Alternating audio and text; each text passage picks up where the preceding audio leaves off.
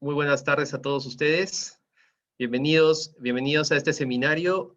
El día de hoy vamos a tener un seminario muy importante, también todo en función y también en el paraguas de nuestro gran evento de la próxima semana del Clinic UTEC Summit. Nosotros ahora vamos a tener un seminario importante con excelentes ponentes internacionales.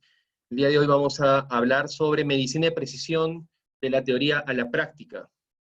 Tengo obviamente el agrado de compartir con ustedes que la organización de este evento ha sido un conjunto entre UTEC y también Foundation Medicine de Roche. Así que estamos muy contentos de tenerlos acá. Para empezar, vamos a comentarles que tenemos un intérprete oficial, de manera que ustedes pueden escuchar simultáneamente en inglés y en español. Solo tienen que dar un clic en la parte de abajo, como ustedes podrán ver el icono de un mundo, pequeño mundo. Ustedes van a poder escuchar simultáneamente en español o en inglés, dependiendo de su preferencia. El día de hoy, bueno, vamos a empezar de manera de lujo con el doctor David Thomas. El doctor David Thomas es investigador principal y director del Kinghorn Cancer Center, así como también jefe del Cancer Team del Garvan Institute en Nueva Gales del Sur, en Australia. Obtuvo su formación médica en la Universidad de Melbourne, seguida de un posgrado como miembro del Royal Australian College of Physicians en oncología médica, estudios de doctorado en la Universidad de Melbourne. Realizó investigación postdoctoral en la Escuela de Medicina de Harvard, estableció su laboratorio inicialmente en el Hospital de San Vicente y luego en el Centro Oncológico Peter MacCallum. Es presidente fundador y miembro de la Junta del Australian Sarcoma Study Group. Es presidente de la Sociedad de Oncología del Tejido Conectivo y estableció el Centro Australiano de Medicina del Cáncer Genómico.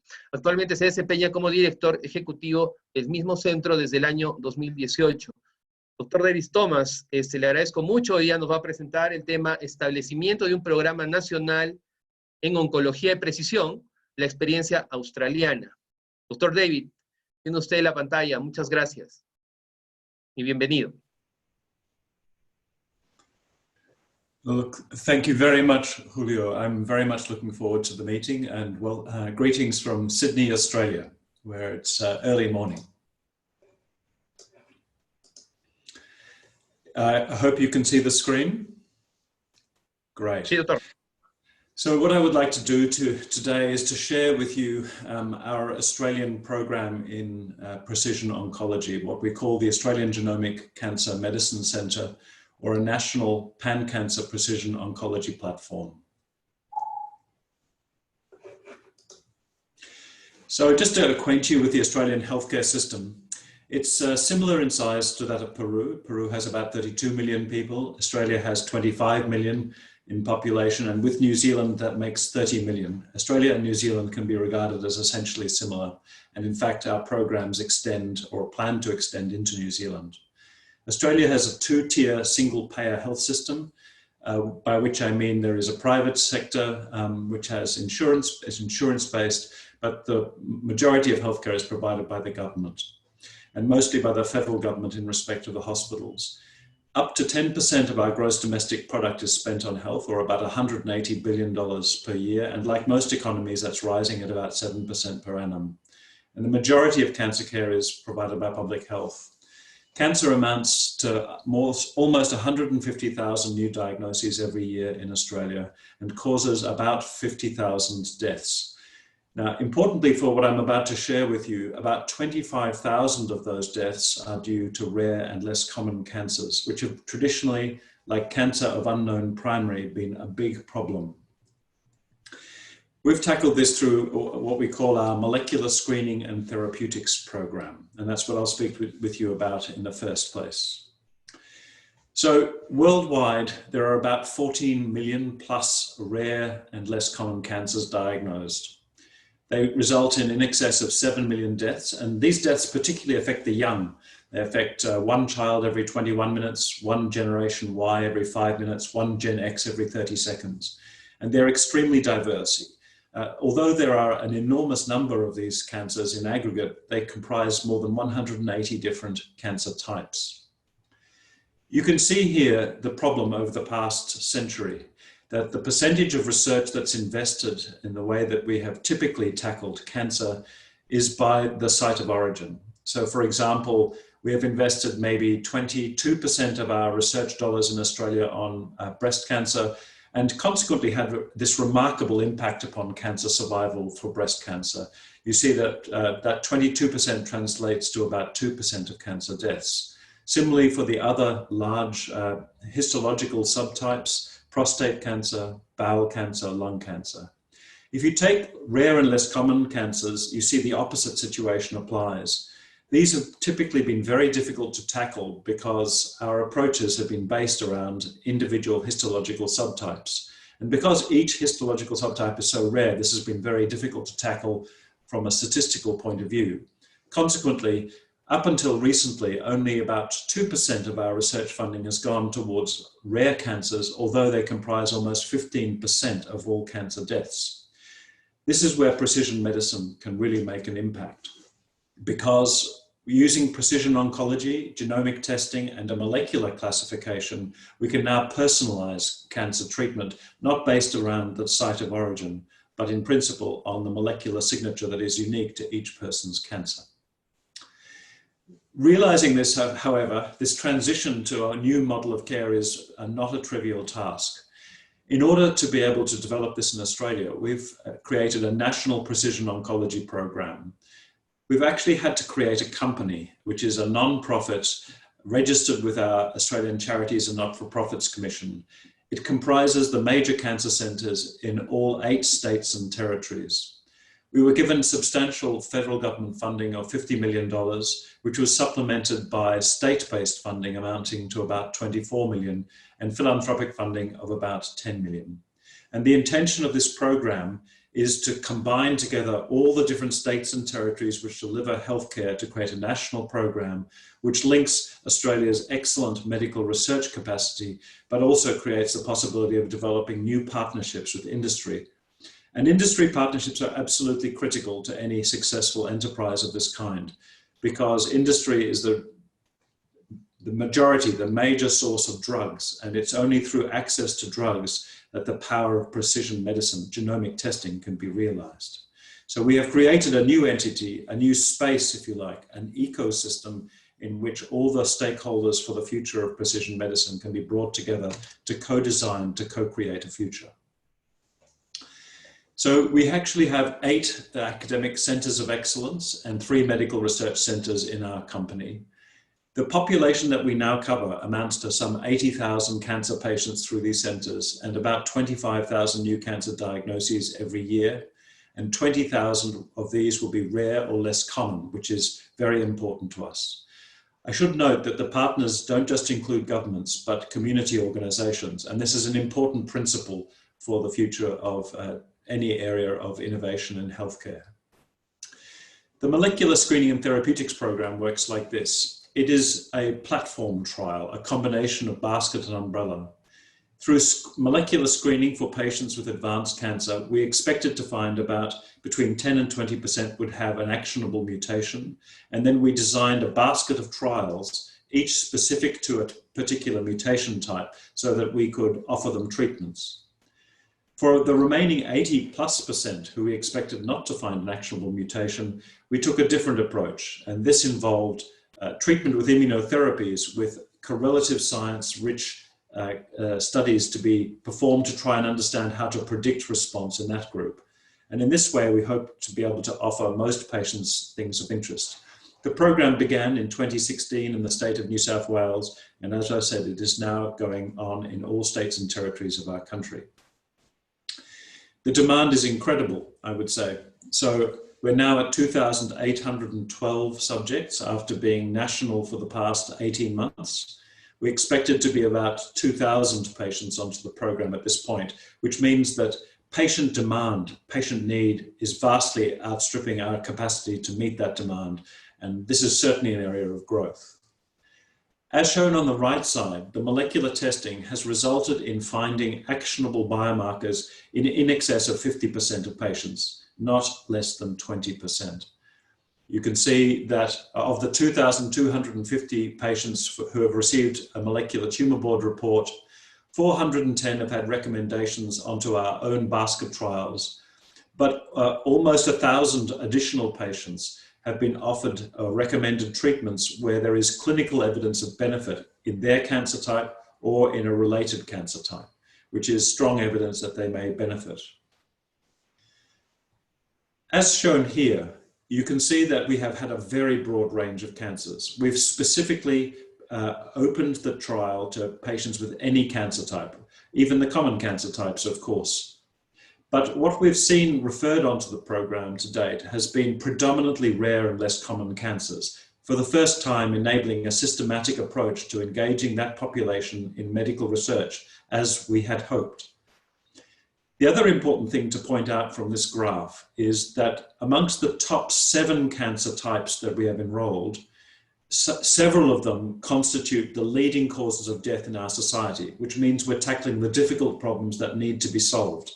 For example, we have brain cancers, sarcomas, pancreatic cancer, lung cancer, and cancers of unknown primary, all major problems with much higher than 50% lethality. In the case of pancreatic cancer, the 5-year survival from this dreadful disease remains under 10%. This is a major problem that only this sort of approach can tackle.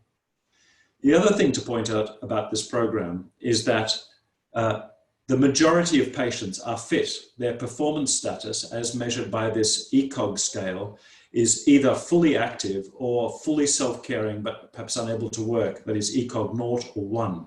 These are people who don't have any options for treatment anymore, who are dying from cancer, for whom this represents their last option.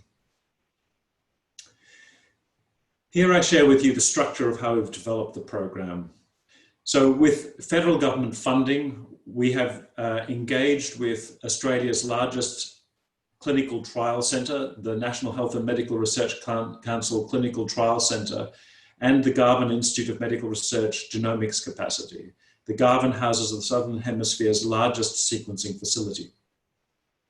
We have member centres that are engaged in our company in the pink, and they represent all states and territories. But increasingly, we've had engagement with other major cancer centres in the country.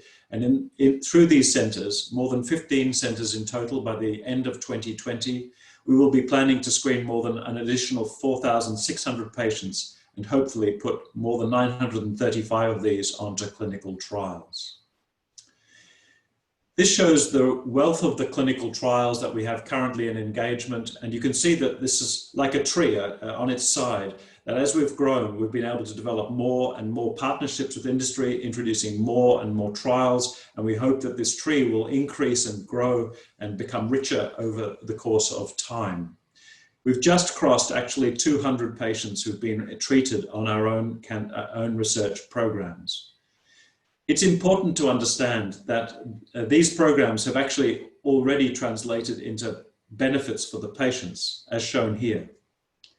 We have a long-term follow-up unit, which has been tracking the survival of patients in the program who have received matched therapies. So on the left side of the graph, you see those who have received treatments on other people's trials or off-label therapy. The median survival for the group who have received a matched therapy following our sequencing is 72 weeks, or in excess of a year, compared to about 37 weeks, or about 10 months survival, overall survival, for those who did not receive a matched therapy.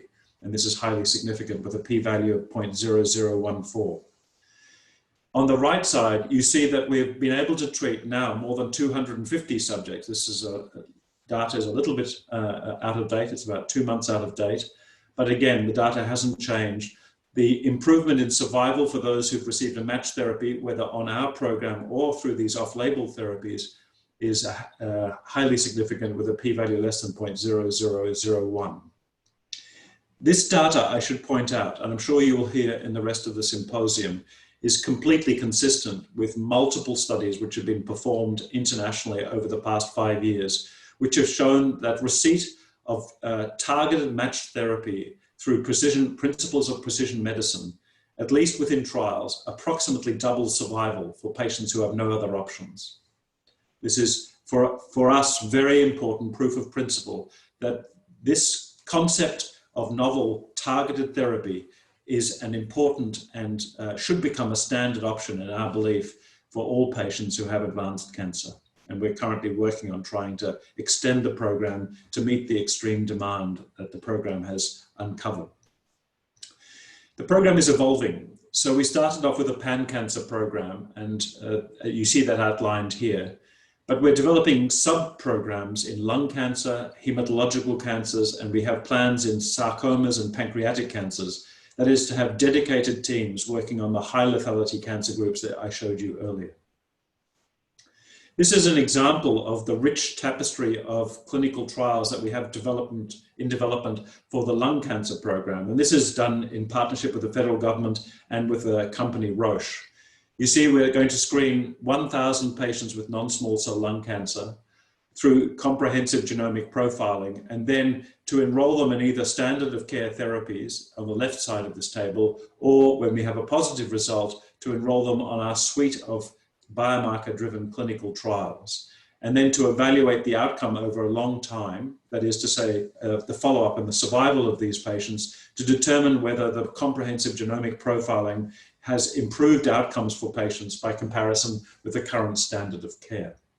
This is an example of the adaptation of what you might describe as a classical clinical trial with patient-centered outcomes to thinking about how this technology, how this approach can be implemented into the health system and be supported in the long term, and what the value propositions are for the health system itself.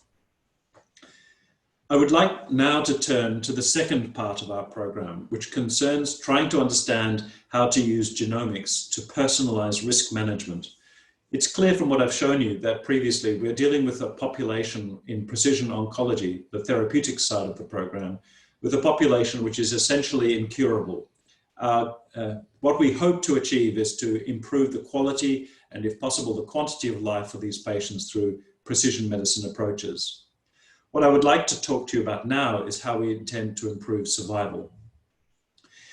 The concept here is that, as shown in this graph, you see the age-standardized mortality over the past 40 years for cardiovascular disease compared to cancer. You see that there's been a massive improvement in Australia in survival from cardiovascular disease. And in fact, as of the past 2 years, cardiovascular disease is no longer the leading cause of death in advanced health economies. However, cancer, although it's improved over the same time frame, hasn't achieved the same outcomes.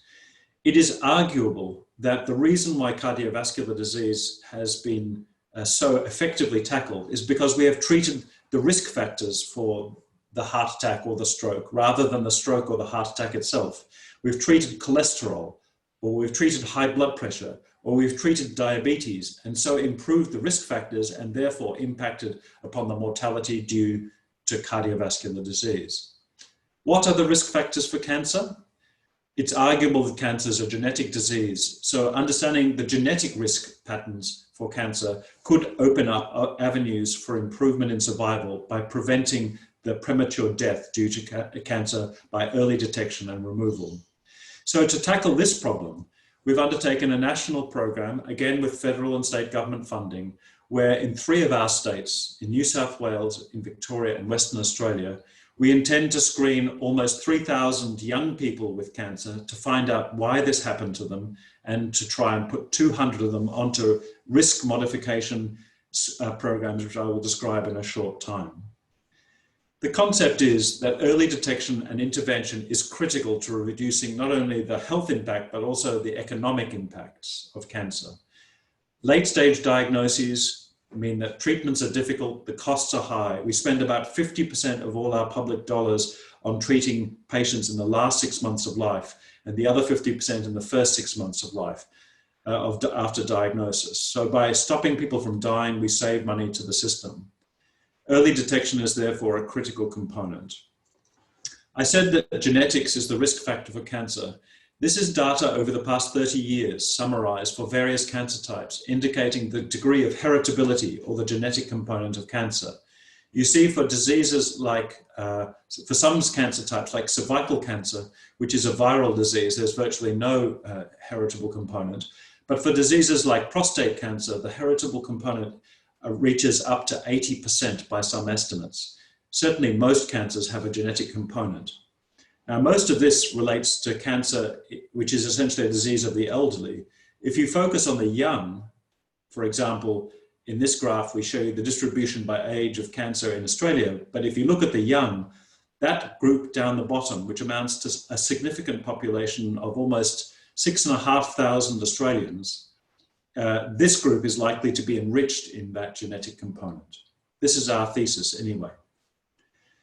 The other thing about this population of early onset cancers, these 6,500 Australians, is that we cure most of them after their diagnosis. We cure about 85% fortunately, of cancers in children and young adults, which means that these people are released into the population at large after their treatment and expected to resume their normal lives.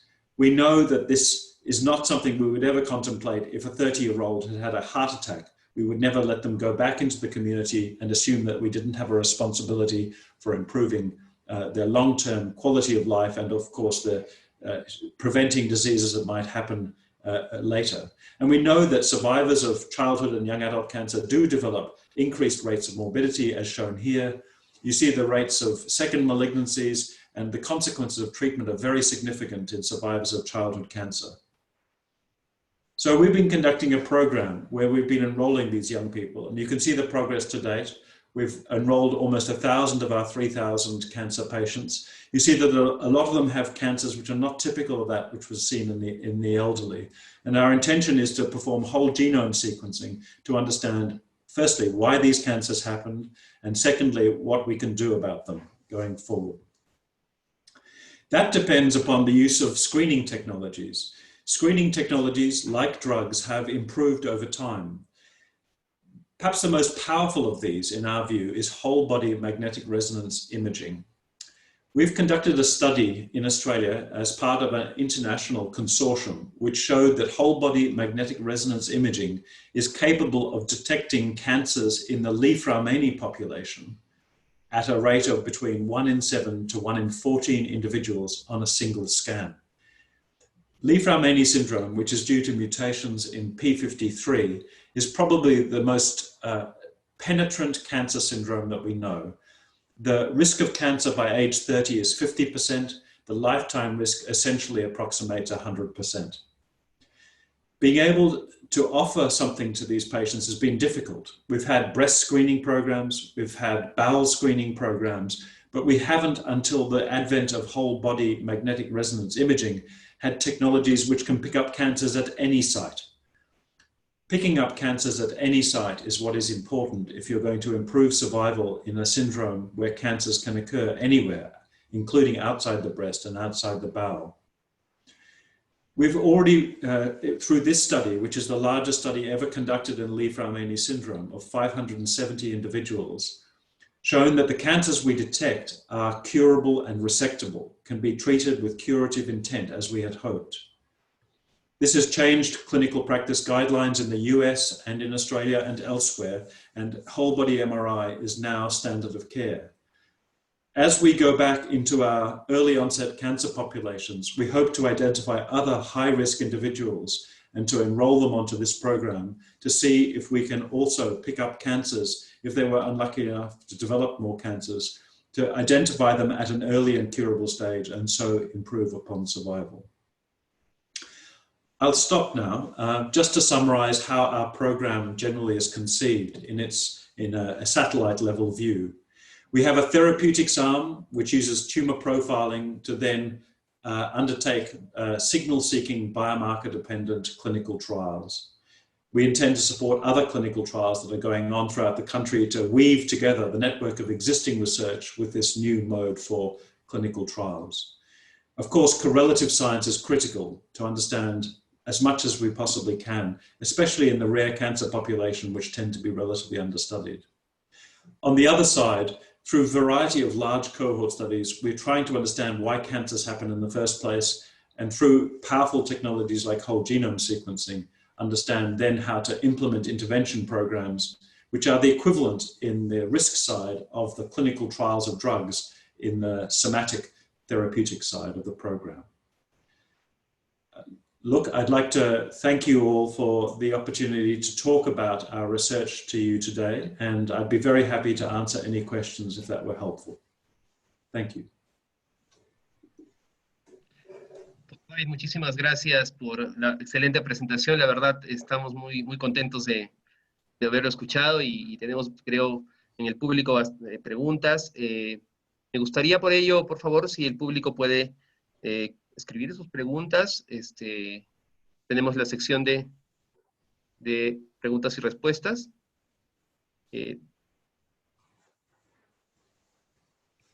Muy bien, sí, mientras los participantes pueden escribir sus preguntas. Doctor David, me pareció muy interesante toda su ponencia. Quisiéramos ver un poco usted comparando con el caso peruano. O sea, usted ha tenido un poco de información, de repente algún alcance de cómo se está llevando la investigación, por ejemplo, en estas áreas en el Perú. Actualmente, bueno, probablemente el doctor Heiner después le contará un poco el área que estamos moviendo, el área genómica, ¿no? Se han encontrado nuevas variantes importantes en la población peruana, en la población latina, que quizás no han sido descritas todavía en estas variantes, que probablemente tienen digamos, mucho de interés, ¿no? Para el mundo también entender un poco por qué a veces no funcionan tratamientos acá en el Perú. Tratamientos que son muy exitosos en otras partes del mundo, ¿no? Y tenemos ejemplo con MD Anderson, por ejemplo, con porcentajes de cura en tipos de leucemias. Acá realmente, digamos, es mínima. Nosotros quisiera escuchar un poco su opinión, si usted conoce un poco acerca de esta casuística en el Perú.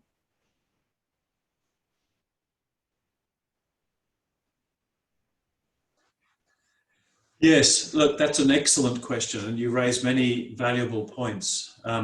So it's certainly true at the very top that collaboration is critical. I think there's been a dominance in genetic research, one might say generally, in Caucasian European populations, and we certainly have a lot to learn by studying the genetics that apply in different populations, I think, because it's clear that if cancer is a genetic disease and if genetic backgrounds vary, that some of the epidemiologic differences between cancer incidence in some populations might be explained by genetic factors which we have yet to uncover. And that will help us understand the biology of disease more generally. I'll give you some examples to explain what I mean. So maybe 10 years ago, there was the initial outcomes of trials of inhibitors of the epidermal growth factor in lung cancer.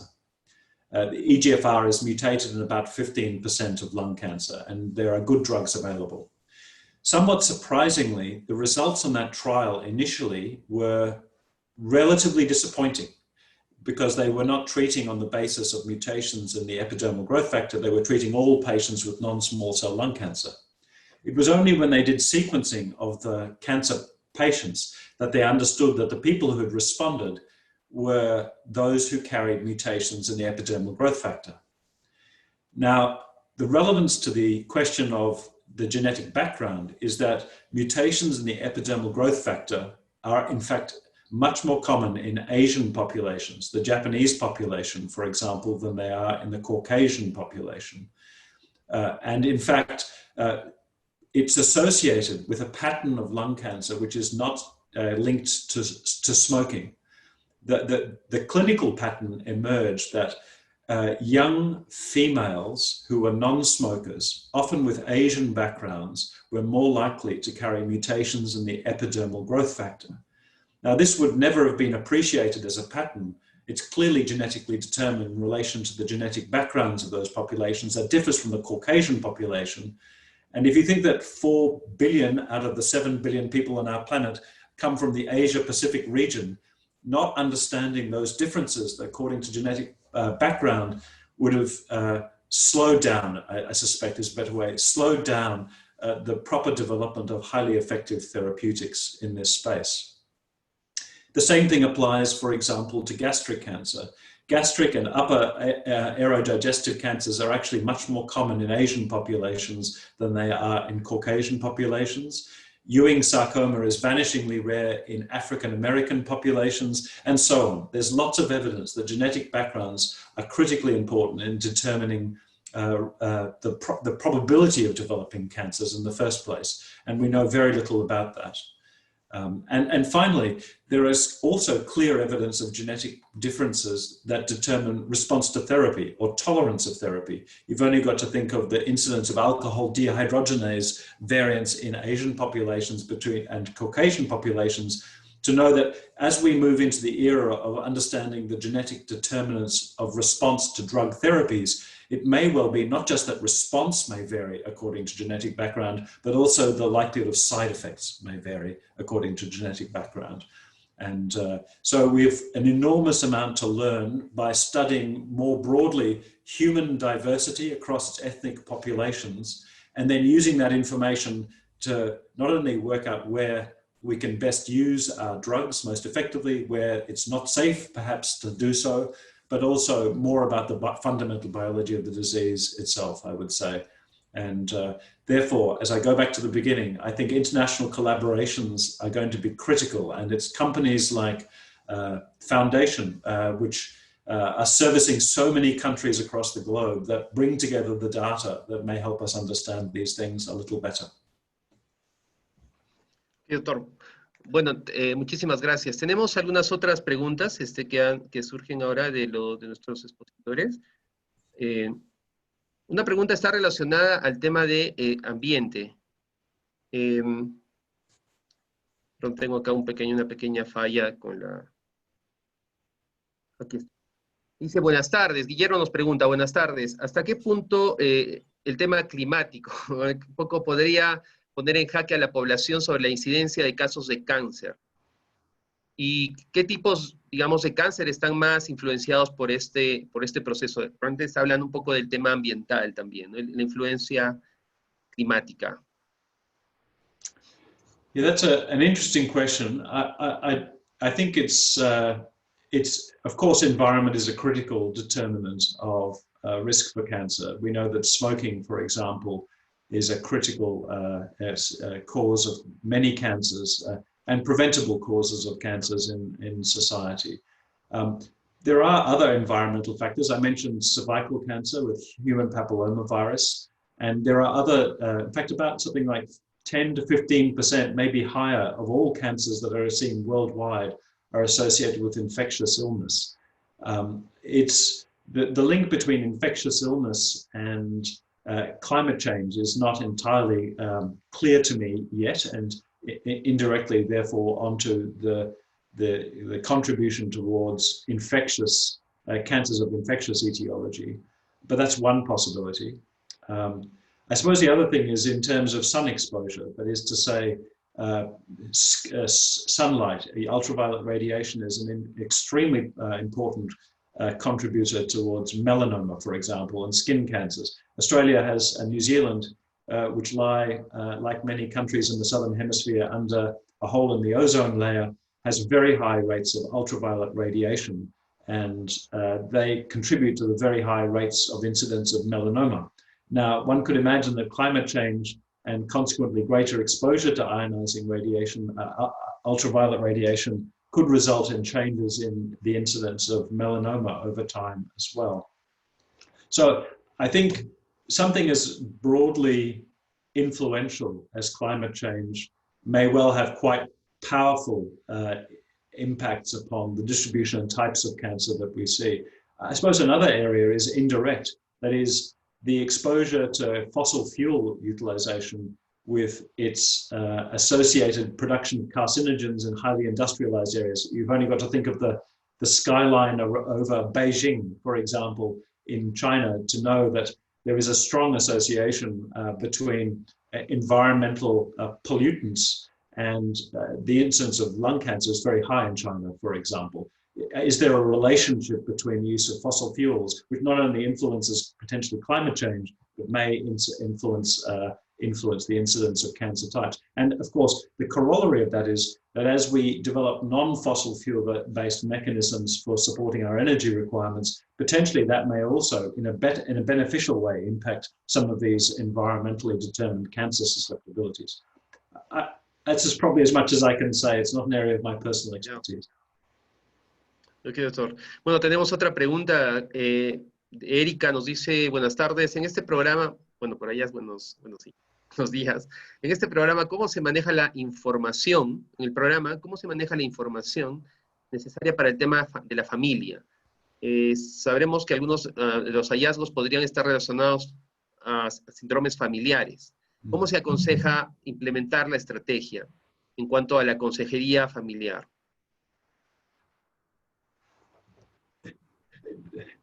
Thank you for that question. That's a fantastic question. I think we're at an incredibly exciting time in terms of cancer genetics. Over the past 50 years, we've focused upon the cancers that Erica described, the family syndromes, where you have a family with Li-Fraumeni syndrome, where every second person gets cancer and they get them at a young age. These are devastating, highly penetrant cancer syndrome families. They are fortunately very rare. So they're thought to be about between 1% and 5% of all cancers. They may be a higher fraction of cancers in the young, but overall their contribution is relatively small. The reason why those genome-wide association studies and twin studies show such a high genetic component is because there are contributions not made by rare, highly penetrant genes acting alone, but rather to combinations of genetic variants that individually have a smaller contribution to make, but in some people they come together to produce a tsunami, a super wave of susceptibility to cancer. And that the contribution of those more common variants may increase the fraction that has a genetic origin from, as far as we can tell currently, maybe to 1 to 5% to maybe 20 to 30% of all cancers. And for those individuals, of course, if you happen to be unlucky enough to have those that combination of genetic variants that gives you that cancer risk, we might cure you with 85% of probability. But if you're 30 years of age, you're going to have an increased risk of getting a cancer later at 40, 45, 50, and so forth. So I would say that we're moving from an era where we've studied traditionally these very rare families as the ones that Erica described, but increasingly we're going to be studying what I called the population or common variants and the way that they contribute to cancer risk as well. And that's going to require a change in the way we manage cancer care. And indeed, it's going to change how we manage survivorship. At the moment, all of cancer care is focused on treating the disaster of cancer, but not looking at the survivorship component. And I think as we understand more about the personal risks that people bear, we'll start to tackle that problem in a more personalized way. Gracias, doctor Tomás. Hay una última pregunta aquí en el chat. María Consuelo Muñoz pregunta, muy buenas tardes, felicitaciones. Deseo saber qué estrategias diagnósticas pueden recomendarnos para generar diagnósticos tempranos efectivos, además de los estudios de antecedentes en la familia o en el árbol genealógico.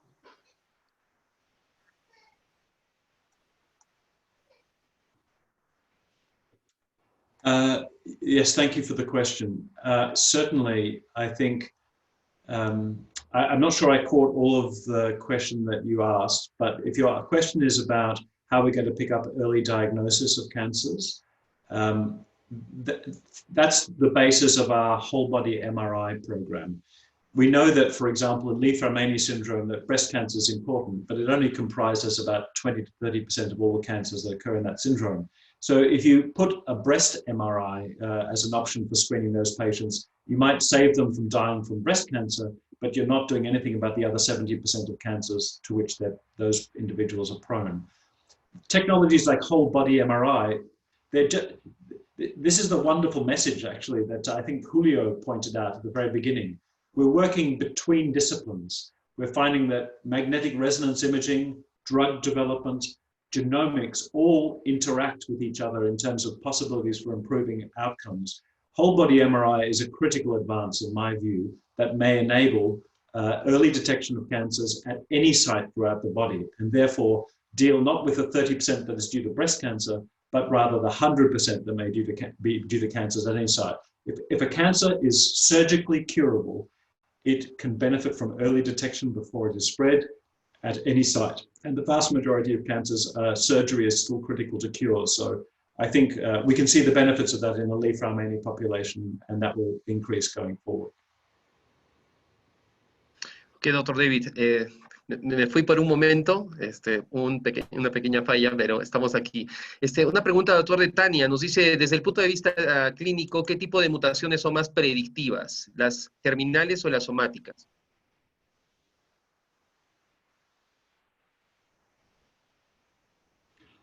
Again, fantastic questions from your audience.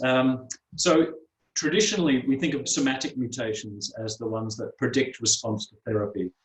These are mutations that are unique to the cancer cells, but which we don't inherit from our parents, the ones that evolve during the course of tumor development. And the reason that we focus on those is because we can, two reasons. Technically, we can subtract out the incredible richness of genetic background as mostly irrelevant. And that leaves you with a relatively small number of changes that you need to focus on when you're doing your bioinformatics for tumor, when you do tumor profiling.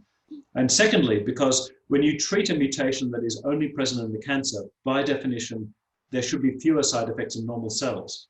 If you think about chemotherapy, for example, treating patients with chemotherapy, you affect normal cells because all cells divide.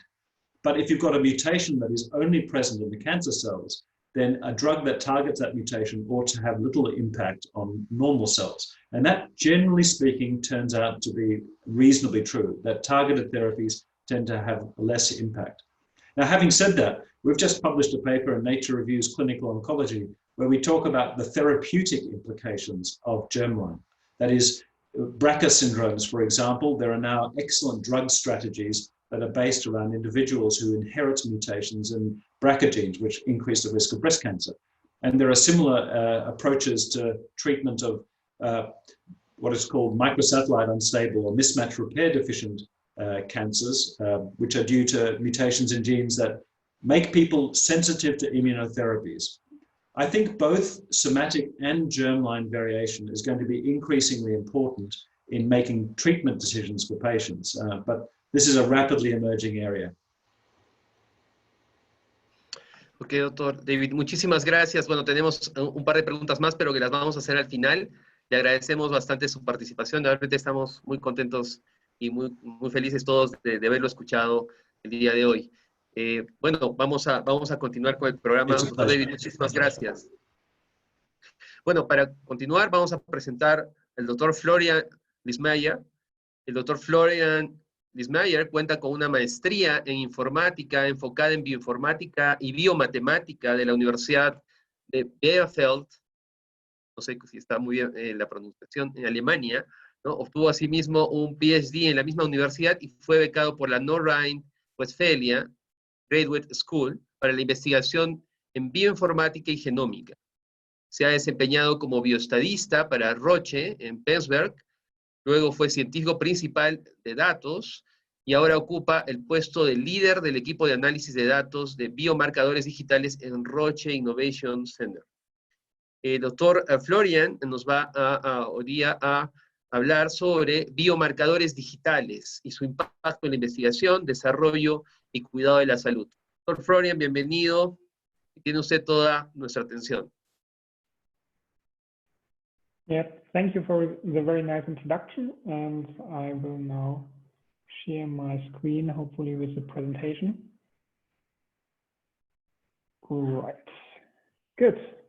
Okay. So I guess I'm the odd one out in this very great webinar in the sense that my talk will not be about genomics and similar techniques, but my talk is actually about what is called digital biomarkers or digital health, and I'm happy to talk to you about their recent impact on research, development, and also healthcare, and try to introduce a little bit the concept and try to explain why it might be something actually very interesting also for countries like Peru to leverage these technologies.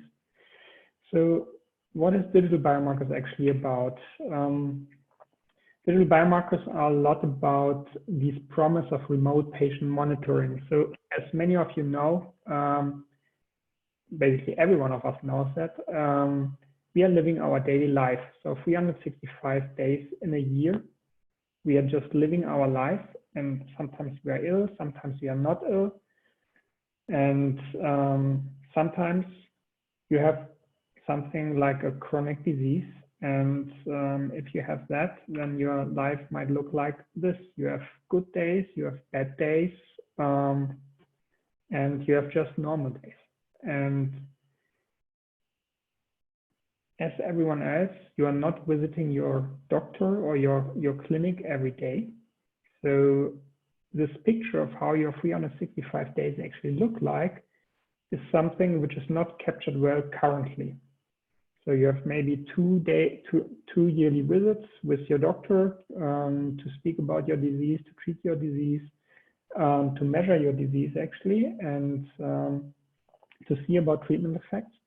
But as everyone else, I mean, if you think about that, you usually have a recall period of about 7 to 14 days, meaning even if you go to a clinic or to a doctor, a lot of information about how your disease actually is happening in daily life is actually missing. So I'm coming from a pharma company, Roche. So this is, of course, for example, for us, for a pharma company who is developing novel drugs, a huge problem if we are missing this information out, especially in diseases where you have a lot of variability over time, because having this variability means that rare clinical visits increase this variability, and you have a hard time to actually estimate drug efficacy. This is especially true for diseases in the neurological space, in contrast to the nice presentation we just saw previously, where measuring drug efficacy in cancers is, I would not say easy, but it is easier because you can measure tumor count, you can measure tumor size, you can do things like whole body MRI nowadays. In neurological diseases, for example, you don't have these type of approaches to actually measure disease severity. What you do there is you go to a doctor, you speak with the doctor about your symptoms. The doctor is assessing your symptom space in something like Parkinson's disease, multiple sclerosis, Huntington's disease, or others. And then he's scoring these symptoms, summing these scores up, and you get a total score. This total score represents your current state of disease severity. And that is what is used to track your disease over time. And that is also what is used as a gold standard in usual clinical trials to actually estimate drug efficacy. And as you can imagine, this is a problem in the sense that it is just capturing the current state at that clinical visit, but not how your disease looks like in 365 days of the year. So that brings me actually to introducing how we and many others nowadays over the world are trying to overcome these problems. And that is by using, leveraging newest technologies, newest mobile sensor technologies like you have actually in your smartphone, but also in other dedicated devices. So some of you might know that, some of you might not know that, but the smartphone, I mean, it's a mini computer with a lot of sensors in there. Many of you use GPS using Google Maps and other things, but I mean, of course, you have also a microphone, you touch your screen, and you have other sensors in there, like, for example, the gyroscope, which is used when you turn your screen to actually also turn the picture. But it is, of course, also possible to use all these things in different other ways to measure novel things, and I will give you some examples of how this can be done. So what we try to do is we try to collect data with these mobile technologies, which is indicative of disease symptom severity, develop these technologies in the way that it can actually increase clinical knowledge in several types of ways to be used either in a clinical research context or beyond. So this is just an example. I hope you can sort of see the video. So this is, I mean, a very simple test. It's a squeeze a shape or squeeze a tomato test, which we use in 1-hour apps on a smartphone, deployed in multiple sclerosis studies, where people are just trying to squeeze this tomato. And if you know multiple sclerosis, then you might know that depending on how your disease progressed, you might get problems with upper limb movement, with precision in finger movement, and so on. And by using something like this simple test, we can already derive a lot of different metrics on what type of problems you might actually develop. Some of them might be related to things like just the information processing, the recognition of these objects. It might be the precision of how you actually move your fingers on the screen. It might be how fast you can move these fingers, and all of that is indicative of different problems you might develop in the disease, and thereby using digital technologies, doing that every day on the smartphone of a patient, for example, you can get a much better disease trajectory. I will give you some examples later on. So where does these digital biomarker technologies stand and where are they used? I already said before, so there's on the one hand, there's the clinical research space. That's certainly a space where companies like us, like Roche, is very interested in. So in clinical research, clinical trials, you try to use these novel technologies, smartphones, or maybe dedicated sensors like sleep mats or other things to basically observe the patient in a more continuous way, and thereby get better data and leverage this better data to better either screen patients or follow them over time and understand disease better in context of a drug or maybe just in a natural history context. There's the other sector, which is basically clinical care, which is of course also something which is which has the potential to benefit in the future from these type of technologies. So there is a lot of current movement ongoing on developing bring your own device type of solutions where patients collect data about their disease, or you and me collect data about your disease, leveraging these technologies, owning this type of data, obviously, and then sharing it with their physician, with their hospital, and thereby enabling a different type of conversation between patient and physician, and also increasing basically the understanding of the physician about how the disease for these patients actually look like in daily life. So these are sort of the ambitions you can have in clinical research and clinical care. And so in the rest of the publication, in the rest of the talk, I will actually focus more on the clinical research space, because that's where I'm predominantly working on, and where I will give some examples how things are developing there, and to elucidate better what is actually happening with these technologies. But before I do that, let me briefly speak about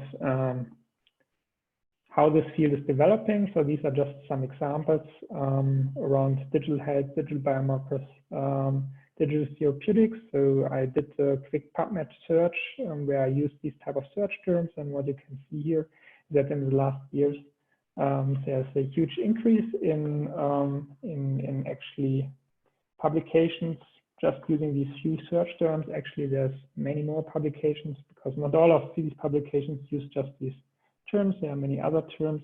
There's the development of basically dedicated journals around these topics. There's nowadays Lancet Digital Health, Nature Digital Medicine, there's a digital biomarker journal. And what is also very important, obviously, for everyone, there's also an increase in regulatory activity. Just as an example, there was a press release 2 days ago where the FDA announced the launch of a digital health center of excellence. And on the other hand, there is, for example, a recent publication from the European Medicine Agency with a question and answer document around how actually you qualify endpoints for, or methodologies, digital methodologies for approval of medicinal products. So how do you develop scores, endpoints that can be used in clinical studies to estimate drug efficacy, in other words. So this hopefully tells you already that these type of approaches are gaining momentum and giving the prevalence of digital technologies with every one of us. I mean, we are using just the digital technology to speak with each other. I hope you are convinced that this is actually something which has this benefit of being accessible and available for many, many more people than ever possible, thereby also opening up other possibilities of healthcare, of telemedicine compared to the past. They were not only improving what is anyway going on, but also extending basically to other populations, rural populations not living in big cities actually.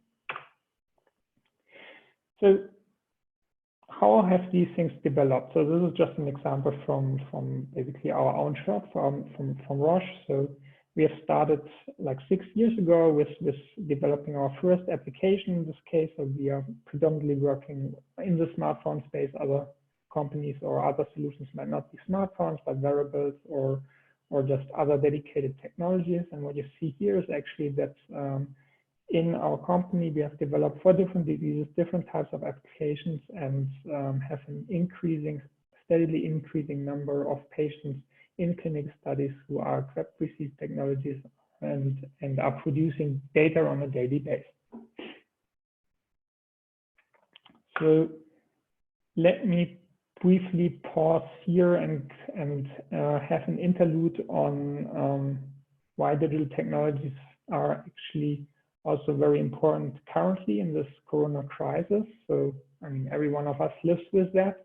One of the reasons why I guess this is a webinar series and in another scenario might have been something where every one of us would have met face to face. So good news, at least for us, was, and that's different basically from I guess for every one of us to some degree, during this lockdown period that happens all around the world, we are still continuously collecting data from the patients. So patients are doing tests on their smartphones or just carrying their devices with them and thereby collecting data, which we can leverage to still estimate their disease severity. Whereas many clinical studies had to stop their clinical visits because of the danger to actually go to the hospitals due to the COVID crisis. So this is actually a huge benefit of digital technologies. What we can also see is actually that our patients were quite good in following the route. So of course, COVID had a huge impact on, I mean, everyone's ability to move around in daily life. So during the lockdown, you see here actually their life space has drastically decreased, like it is true for every one of us. Good news is using these smartphone technologies, we actually have also questionnaires on the smartphones where we can see how our patients are feeling in the COVID crisis. And what you see here is that actually, luckily, on average, our patients in the clinical studies did not have a relevant decrease in their overall mood or an increase in anxiety. So this should just show you that especially under these special circumstances, digital technologies can give additional, very insightful information. And I mean, as many of you might have already seen, heard, or maybe lived themselves, telemedicine and digital measurement type of approaches are actually gaining huge momentum in this crisis. So let's go back to why digital biomarkers actually enable precision medicine. And I want just to show one example. So going back to this multiple sclerosis testing, what we also encourage people to do there is to do a daily, what we call 5 U-turn tests. So the patients are asked to walk a few steps, do a U-turn, walk a few steps back, do another U-turn, do that 5 times. And what you see here is one example from a patient in a multiple sclerosis study who is doing that, where we basically then post hoc looked into how did this patient actually, I mean, what was his average performance, and what were his good and bad days. And what you can see here is in green his good days, in gray you see his average days, and what you see in red is actually where his bad days were.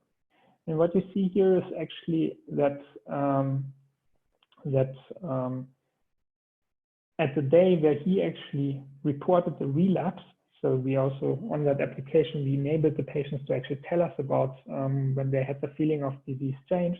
You see that right at that time, actually, there's a huge change in performance of this test. And I mean, you can imagine that these type of performance changes in the test are also reflecting directly in their daily life. And you can also imagine that these type of measurements actually enable us to, independently of what the patient is actually saying or remembering, giving relatively precise estimates of what is actually happening and when is a relapse happening. So enabling for each patient, as I said, precision medicine in the sense. So these type of measurements hopefully in the future enable us to make decisions or help the patient and the doctor to make decisions on treatment changes or actually treatment begin.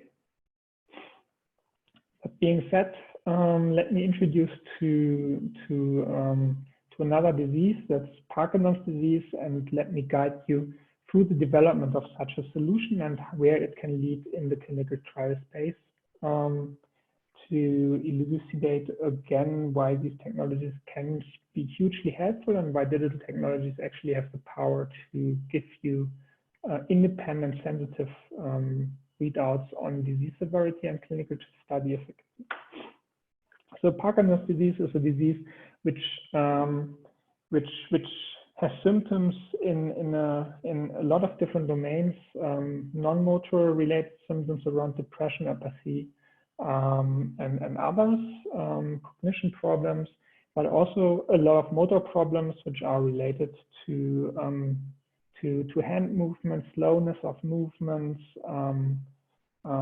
problems with walking, shuffling, and a lot of others, tremor, for example. And what you can see here is from our very first solution where we deployed a smartphone in a clinical study with 6 different what we call active tests, letting the patients hold the smartphone in their hand to assess their tremor, let them say ah for a longer time to assess certain speech-related problems, or let them walk with the phone to look into how they are walking and collecting continuous sensor data from the smartphones to actually see how this is working. And this initial proof of concept actually convinced us that by giving us very good adherence from the patients using these technologies, but also seeing good correlations with clinical anchors, so measuring similar things in the clinic seen by the clinician, that the technology has the power to actually help us estimating Parkinson's disease symptom severity in a different manner. So in preparation for a phase 2 study actually run by Roche and Medicina for a novel drug, which we hope has a disease-modifying impact on Parkinson's disease, we developed the solution further, integrating novel tests like new tapping test, a test where people draw certain shapes, do a hand-turning test and others.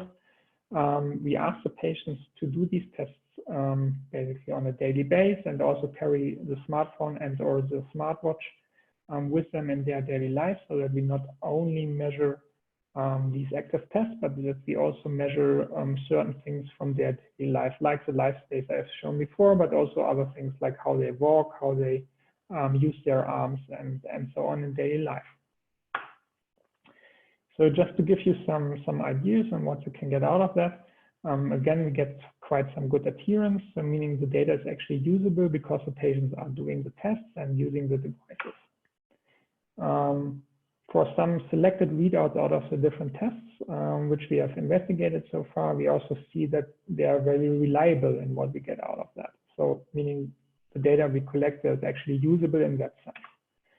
What we also see, and that's here another example, for example, from the hand turning test, which we developed there new, we see we get very good insights in their ability to use their hands in this example. You see here a nice correlation, but you also see visually the differences of how patients are doing these tests, which can of course be leveraged also. So where does this lead to actually? So first of all, doing these things in a clinical study, but also in basically in daily life for every one of us, is of course also a huge technological and also operational challenge, in the sense that you have to develop these technologies, you have to ship these devices, update the technologies. But in the end, what we did there is that we had 316 patients. We collected almost 1 million of these so-called active tests and collected more than 30 terabytes of raw sensor data, which we then processed and developed disease scores on. And all of that to make one decision, and that's a drug efficacy decision, obviously. So for phase 2 study, our data was considered exploratory. So in that sense, it was, of course, only used in that sense, but still. So what was the result of the study? In the first place, unfortunately, the primary endpoint there was not met. The primary endpoint was the MDS-UPDRS part 1, 2, 3 score. So that's a mixture of patient self-assessment of their non-motor symptoms of their activity of daily life, plus part 3 is the physician assessment of their disease, basically, so disease symptom severities. And you see that there's basically no difference between placebo and the different drug arms. However, in our exploratory analyses, what we could see is that actually there are disease symptoms that seem to be affected by the drug. And on the left hand, you see again a clinician assessment score, in this case a subscore of the MDS-UPDRS part 3, which is linked to bradykinesia-related problems in Parkinson's disease. And what you see on the right score is actually our digital a score derived from our digital data. And there you see, and this digital score is also predominantly featured by tests around bradykinesia, so like the hand turning test I've shown before. What you see here is actually a statistical model. So this is obviously not really the raw data, but from a statistical fitting. The nice thing with this data is that it enables new type of statistical models, like these random slope models, in contrast to what you do when you just collect a few data points over the year. Thereby you can see much better how the slope of the disease might change under drug efficacy. So this is just, I think, a very nice example where this technology in the future can lead. And that brings me to the end of my talk, and I thank all of you for your attention, and I'm happy to answer some questions. Florian, muchísimas gracias por su ponencia, excelente. Creo que en nuestro país y ahora con el tema del COVID, usted ha dado excelentes puntos que muchos, digamos, actualmente mucha gente que quiere emprender temas de salud, digamos, con su ponencia ha quedado muy claro también cuál es el camino qué es lo que está pasando actualmente en el mundo. Tenemos algunas preguntas que vamos a irlas postergando un poco para el final. Sin embargo, me gustaría tener una opinión suya acerca de, en estos temas de salud digital, en estos temas de estas herramientas, hay un temor, una preocupación que existe no solamente de los pacientes, ¿no? Por saber cuán confiable es el diagnóstico. Siempre probablemente es mejor ir a buscar al médico, estar frente a él, versus tener datos de un sistema, ¿no? Que probablemente tenga que ver también con el tema generacional que pasa. Y por otro lado, el tema de los médicos, ¿no? Que también tienen temor de que podrían ser reemplazados, ¿no? Entonces, existe ahí un debate sobre ese tema y quisiera ver un poco en qué sentido está creciendo este proceso, hacia qué tipo de enfermedades generalmente podamos apuntar, porque las que hemos visto, por ejemplo, son más del tema ¿no? Neurológico. ¿Otro tipo de enfermedades también entrarían en este campo?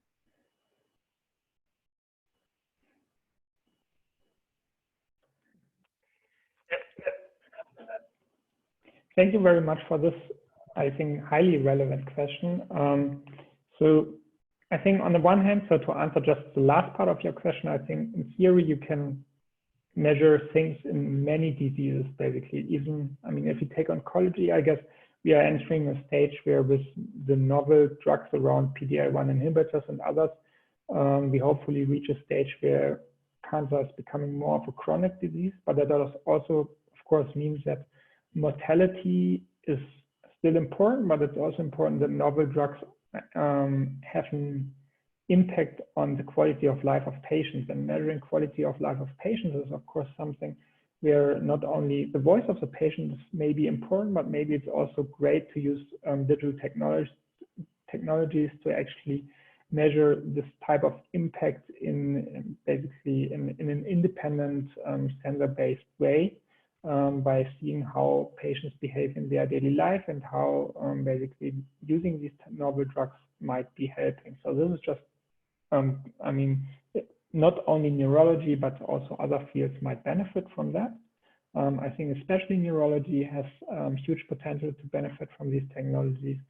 Regarding this concern of replacing a doctor or not going to a doctor, but using just digital technologies, I very much believe that this is a companion tool in that sense. So it will never replace the doctor. I guess every one of us benefits from this personal interaction, and it's just a different way to look into disease. I think one of the challenges we face with these technologies is actually to understand together with patients and physicians how to turn them into something which is actually insightful and meaningful and not just overwhelming us with data.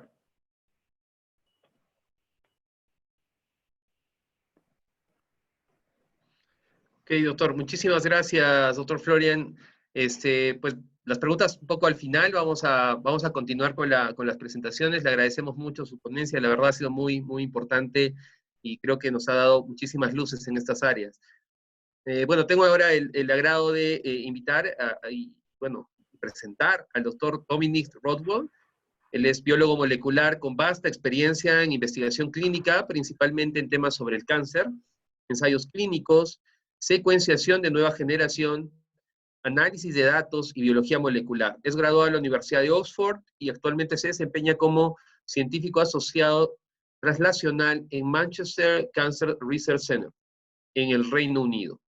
El doctor Dominic nos va a hablar sobre historia y significado de las alteraciones genómicas en la génesis del tumor. Doctor Dominic, bienvenido, muchísimas gracias por estar ahora con nosotros, y toda suya en la pantalla. Okay. Right, I'll share my screen.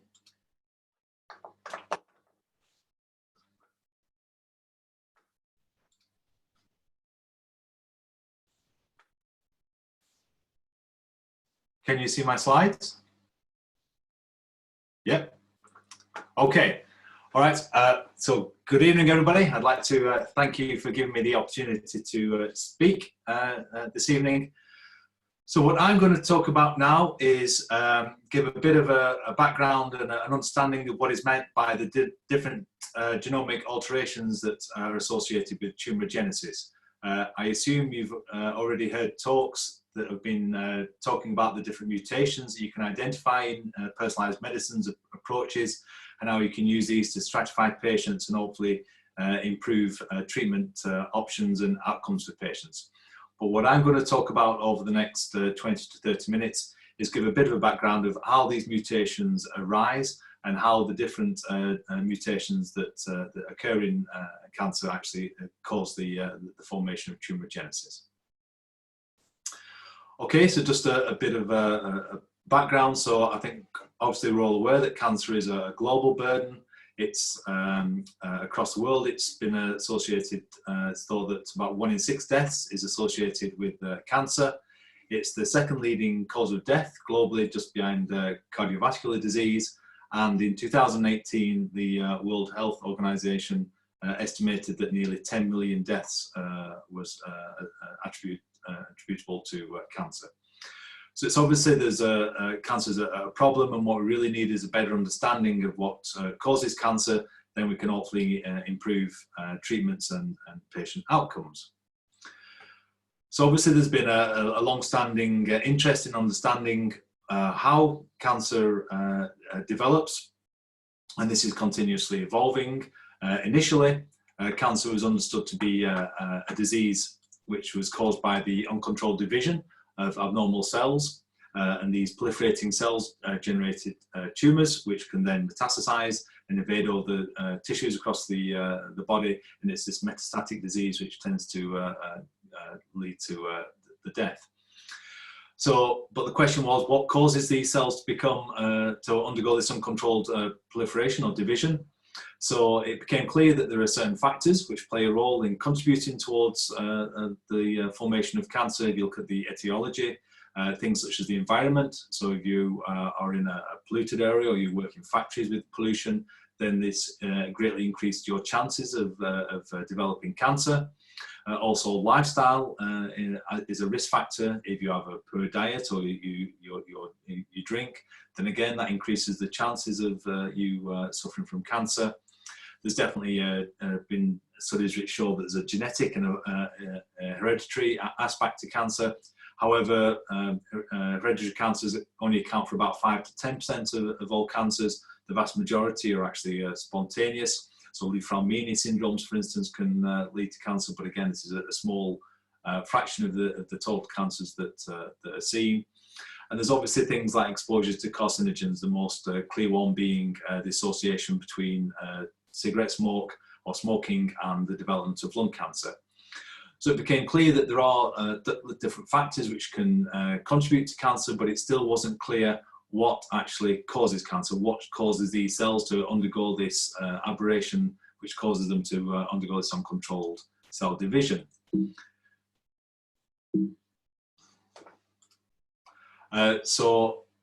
However, sort of molecular biology and studies using molecular biology over the last 20 years or so has come to prove that cancer is actually a disease of the genome, and it's genetic alterations of the DNA within the cells which causes the formation of tumorigenesis, which causes the dysregulation of proliferation and the formation of cancer.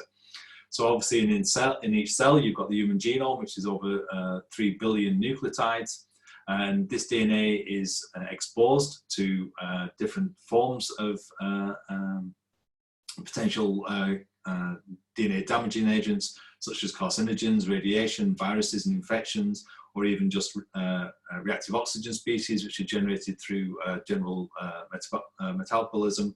And it's estimated that in each cell, the amount of DNA damage that occurs on per day is about 100,000 DNA damaging events. So if you think in each body consists of about 10 to the 13 cells, that means each of us as a person has to repair on a daily basis about 10 to the 18 different DNA damaging events. So thankfully, we've evolved very efficient and exquisitely sensitive DNA repair mechanisms, which means the vast majority of this DNA damage is repaired. However, if you get exposure to the factors that I've mentioned, the environmental factors or lifestyle or carcinogens, then this can increase the number of genetic alterations you get, which can which means that the DNA repair processes need to work even harder. And though the vast majority of DNA repair in a cell is, the DNA damage is repaired, in rare instances, if the DNA is not repaired and this occurs within a gene that's associated with cancer, then this tends to be the trigger of which leads to carcinogenesis. And so it's these genetic alterations, these DNA damage events that occur in the cells, which generate these abnormal cells, which undergo uncontrolled proliferation, which leads to the generation of malignant tumours and metastatic spread to other tissues. So you can get DNA damage is the cause of cancer, but the DNA damage occurs in only a subset of genes in the genome. The entire genome is thought to comprise of about 15 to 20,000 different genes. The number of genes that have been associated with cancer is restricted to about 300 to 500. So of these genes, they can be divided into two different classes. One are tumor suppressor genes and the other proto-oncogenes. So the tumor suppressor genes are involved in controlling the growth of the cells. And a good analogy of a tumor suppressor gene is that you can consider it to be like a brake pedal in a car. And its normal function of these genes is like a brake. It's to slow the proliferation of the cells, stop them accelerating through the cell cycle, and it controls the cell division. In cancer, if you get a mutation which affects the tumor suppressor gene, it tends to be a loss of function mutation. And what that means is it means that the brakes don't no longer work in that cell. And so just like a car, if you didn't have a brake, what happens is that cell proliferates and it undergoes this uncontrolled cell division. A good example of a tumor suppressor gene is a TP53 and an RB. In fact, TP53 is thought to be associated with mutated in at least 50% of all human cancers. And it's considered to be the gene, the guardian of the genome. And what it does is it senses DNA damage. So if the DNA in that cell is damaged, the TP53 acts as a brake, stops the cell going through the cell cycle, allows the damage to be repaired, and that prevents the formation of cancer. If you knock out TP53, you get a loss of function of TP53, you lose the brakes, and you get this uncontrolled proliferation. The second set of genes that are associated with tumorigenesis are so-called proto-oncogenes. Again, the analogy with a car, these can be considered to be the accelerator. So in the normal instance, what these proto-oncogenes is that they promote cell growth, they accelerate the cell through cell division and through proliferation. What happens in cancer is you get gain of function mutations of these genes. And what that means, it's like the accelerator is stuck on in these cells and they can't be slowed down. So the accelerator is stuck on, the cells are being forced through the cell cycle, forced to proliferate, and that leads to the tumorigenesis.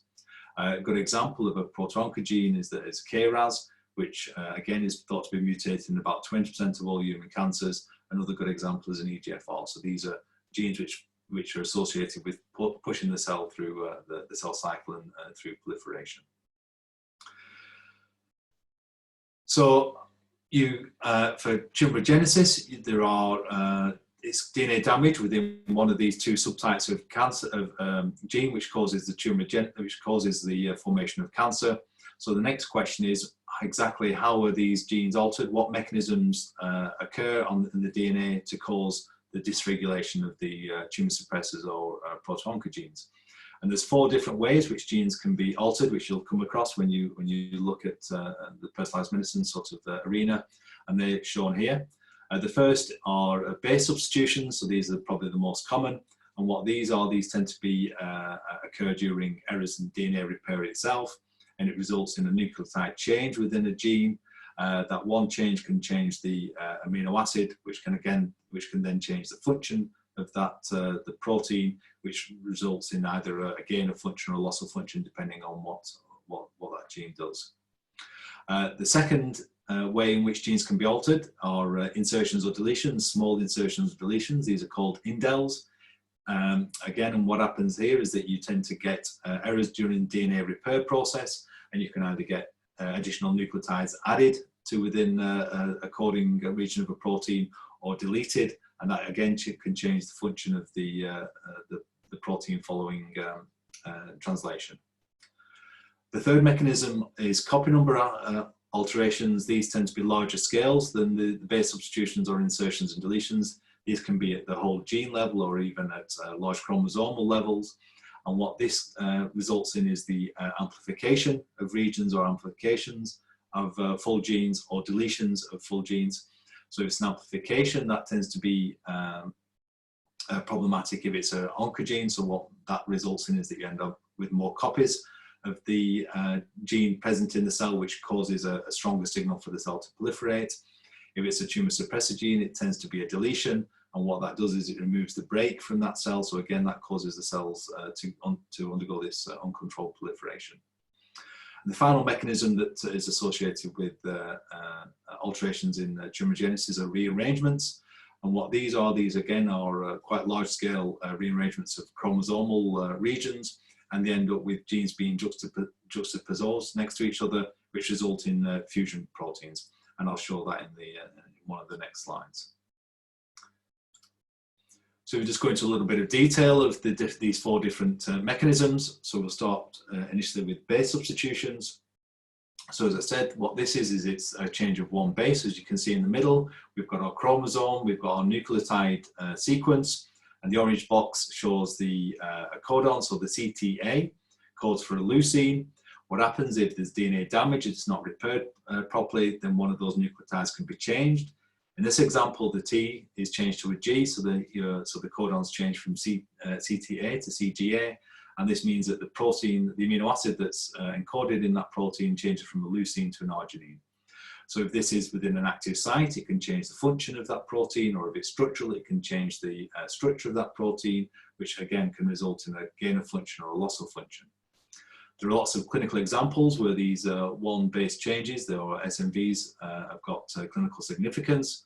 A couple of good examples are EGFR mutations in lung cancer, for instance, L858R or L861Q, have been shown to result in the constitutive activation of the EGFR receptor, and these can be treated with TKI inhibitors. Another example is the T790M mutation, again in EGFR, but this is actually associated with resistance rather than activation. So again, this needs a different sort of TKI inhibitor to be treated with in lung cancer. And probably one of the most famous point mutations in personalized medicines is the V600E mutation in melanoma. This was one of the first mutations that were treated with a personalized medicine approach. And this single nucleotide change results in constitutive activation of the BRAF protein, and this can be treated in cancer patients with BRAF inhibitors in melanoma. Okay, so the second mechanism by which you can get these genetic alterations are so-called indels, or insertions and deletions. As I said, these are small alterations, generally between 1 to 40 base pairs. The first example shown in the middle is a deletion, where you've got the 16 nucleotides that are shown in light blue are lost. This tends to occur either again during DNA repair or DNA replication process. And what you do is you end up losing amino acids within the protein, so you can either get frame shifts or loss of active sites or structural changes, which again will affect the downstream function of the protein. On the right hand side is an example of an insertion. So here, during the replication of this gene, you've got an insertion of 3 extra amino acids. So again, this adds an amino acid to within an active site, again changes the function of the protein. There are clinical examples of indels in various tumor types, EGFR, exon 19 deletions in lung cancers, which again can be treated with EGFR TKIs. And there's iridio1A indels, which have been shown to cause inactivation of tumor suppressor genes in different tumor types.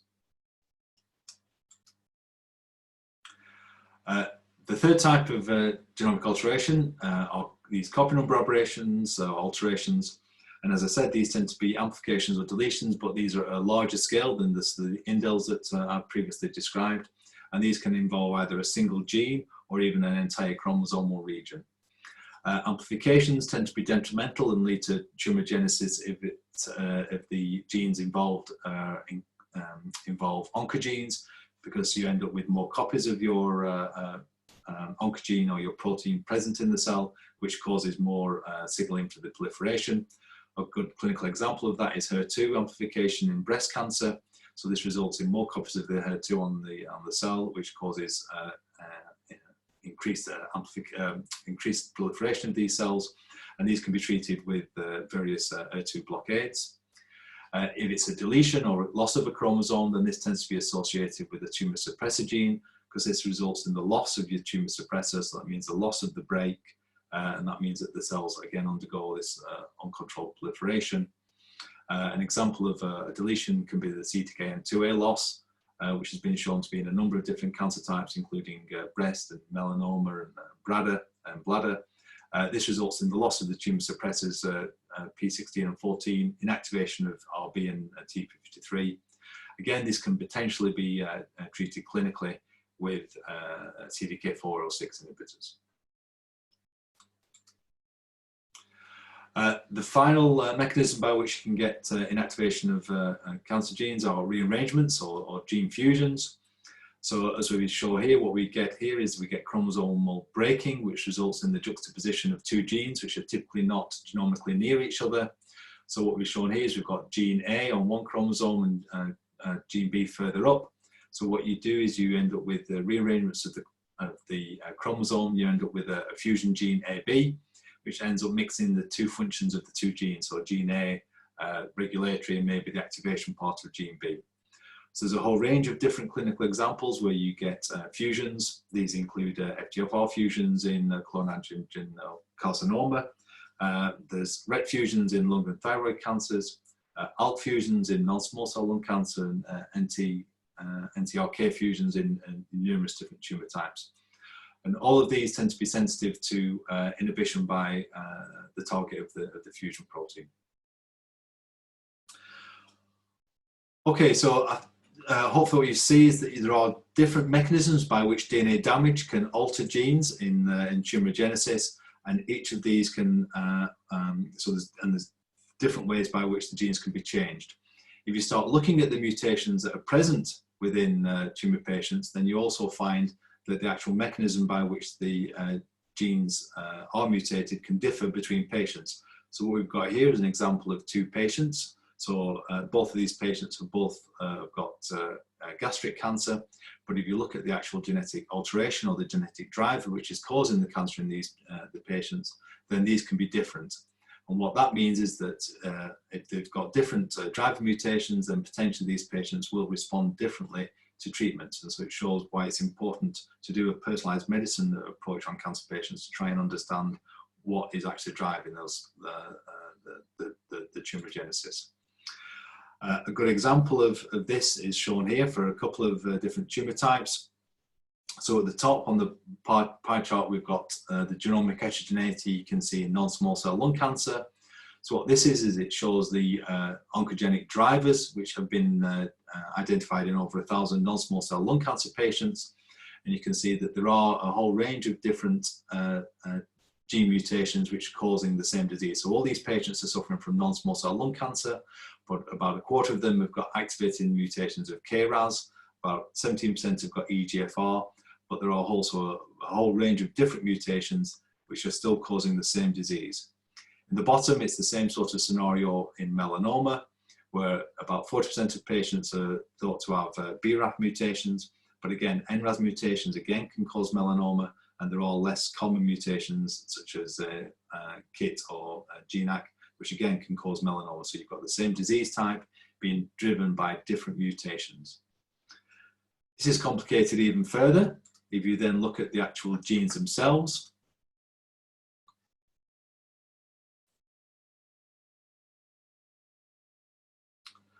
So what we're looking at here is if we're looking in the non-small cell lung cancer patients, if we just look at these EGFR mutations, if you look at the type of mutations that are associated in these patients, then again we get a whole different range of potential mutations. You can get deletions such as exon 19 deletions, you can get point mutations such as the L858R, and you can get the T790 endpoint mutation, as well as more less common mutations. And again, depending on which gene is mutated and the mechanism by which it is mutated, then can result in different responses in patients. Again, at the bottom, it's the same sort of scenario in melanoma. So we're just looking in the BRAF mutated patients there, and you look at the actual mutations that are present in this, then again, the majority are V600E, but there are the more rare V600K or V600R mutations. And again, depending on which mutation the patient has, they potentially will respond differently to different patients. So you do get a lot of genomic heterogeneity in cancers. This heterogeneity isn't only at the actual gene level, you can also get it in spatial heterogeneity. So what's shown here on the left-hand side is a patient that's potentially got a primary lung cancer. If you look at the actual mutations that are present in that cancer itself, so this is work that Charlie Swanton and the like have done, and you sequence different regions of that primary tumour, again, you get different mutations driving evolution of that different regions of the primary tumour. If you then look at metastatic disease in some of these patients, again, you can get different mutations driving the metastatic lesions. So what that means again is that the primary tumours may respond to a particular treatment, however the metastatic disease might be driven by a different mutation and will again potentially respond differently to a different tumour. So you get uneven distribution of subclones across different regions of the primary tumour and potentially the metastatic sites. So you can get this spatial heterogeneity across patients. And the last type of heterogeneity you can get is also temporal heterogeneity. So what happens is actually just either through the natural progression that you get through tumour evolution or through selective pressures such as following clinical intervention, then you can get to variations within the actual mutations over time. So the figure here shows that you've got an initial DNA damaging event which causes a mutation. This leads to the development of cancer. You get a certain level of heterogeneity. If you then treat those patients, then you can remove a lot of the tumour, but you tend to get resistant subclones, and the actual mutations which are driving these subclones can be different from the primary tumour, so the relapse may have a different response to your treatment. So again, when you're looking at the mutations and the mechanism by which the tumours are driven, you get differences as well as not only the genes, the actual spatial arrangements of the mutations, but also the temporal timing of the tumour. So what I'll do in the last few slides, I'll just give an example of how you can get a gene rearrangement to cause cancer. And for that, I'll use the ALK-positive non-small cell lung cancer as an example. This is the data I've shown in the previous slide, where you're looking at different mechanisms by which you can get the generation of non-small cell lung cancer. In about 5% of patients, it's been shown that there's an ALK fusion protein associated with driving the tumorigenesis. This accounts for about 75,000 patients per year, and these patients tend to have aggressive disease, and most of them present with advanced stage disease. So the question is, why does a fusion of an ALK protein lead to non-small cell lung cancer? So if you look at the ALK gene itself, the gene was first discovered as part of a chromosomal rearrangement in anaplastic large cell non-Hodgkin's lymphoma. The gene is localized on chromosome 2, and it codes for a receptor tyrosine kinase, that's shown here on the right-hand side.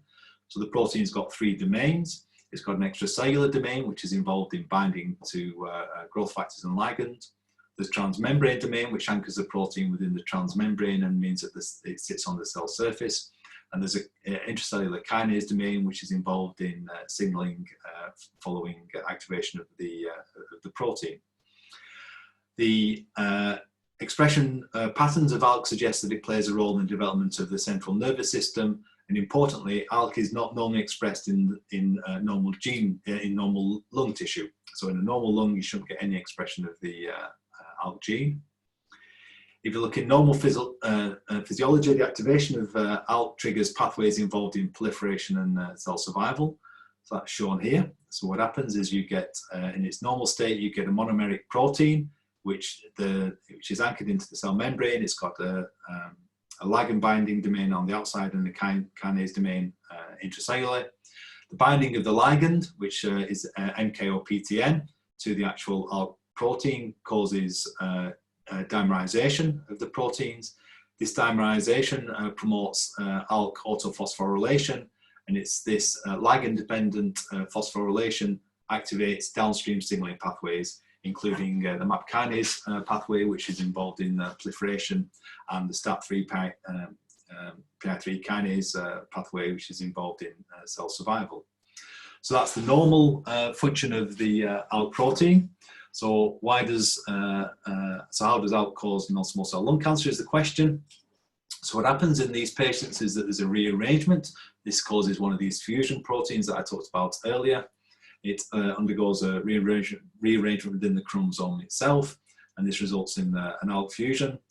The most common rearrangement that you find in non-small cell lung cancer is between the AML4 and the ALK protein, which produces these AML4 ALK fusion proteins. And what these are is it ends up with the N-terminal part of the AL4 protein is fused to the 3' to the C-terminal part of the ALK protein. So that's shown here. So what these ALK fusion proteins do is that they promote tumor cell growth through aberrant activation of the intracellular signaling cascade. So here what we've got now is we've got the just the intracellular signaling domain of the ALK protein fused through one of these rearrangements to the AML4. This means that this protein is localized within the cytoplasm, and the EML4 part of the fusion protein can cause ligand-independent dimerization. So this dimerization obviously brings the two parts of the kinase domain from the ALK protein together, which causes this autophosphorylation. This phosphorylation causes the activation of the signaling pathways that ALK are associated with. So basically what you get in these cells is, in the absence of ligand, you get this AML4 ALK constitutively active signaling domain. So this is a proto-oncogene which is driving these cells to proliferate and undergo cell survival.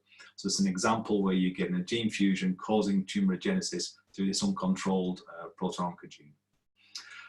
The good news about this is obviously is that the ALK fusions can be treated with ALK inhibitors such as crizitinib, but obviously only 5% of non-small cell lung cancer patients have these mutations.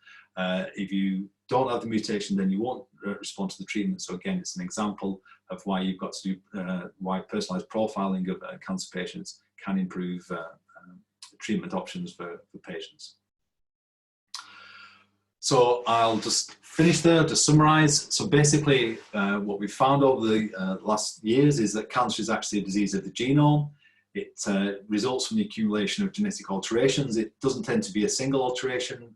There's a single event which gives a cell an advantage, but it tends to lead to genomic instability, and most cancers are associated with many different genomic alterations.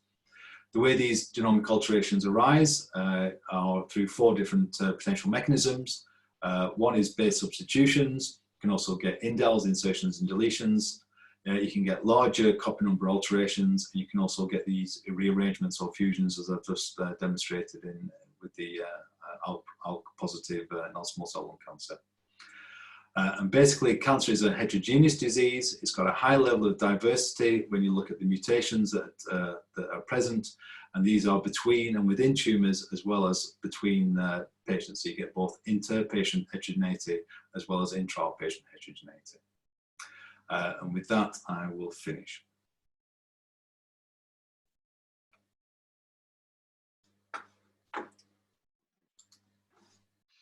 Muchísimas gracias, doctor Dominic. Estamos actualmente atentos a poder tener las preguntas del público, de repente algunas preguntas. Mientras tanto, algunas las vamos a llevar al final. Quisiera un poco, doctor, que nos dé un poco su opinión acerca del tema de inflamación, ¿no? La inflamación crónica y también de mutaciones de los protooncogenes que llevan más bien también a inflamación, ¿no? Me parece que son como 2 gatillos que aparentemente disparan el tema de inflamación y la progresión en la enfermedad. En este caso, no nos comentó un poco acerca del tema de inflamación, guiando estas mutaciones. ¿Nos puede dar una opinión al respecto de cómo se está dando este tema?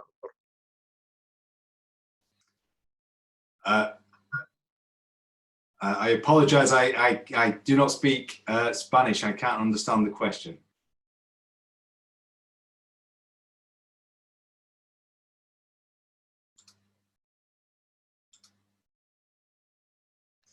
Okay, Dr. Dominic, sorry.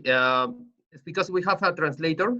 All right, okay, yeah, you have to move your translator to English. Yes, I've done that now. Yeah, sorry. Okay, right. Sorry. No problem. That the question is about the inflammation, like hitting the mutation. Yeah.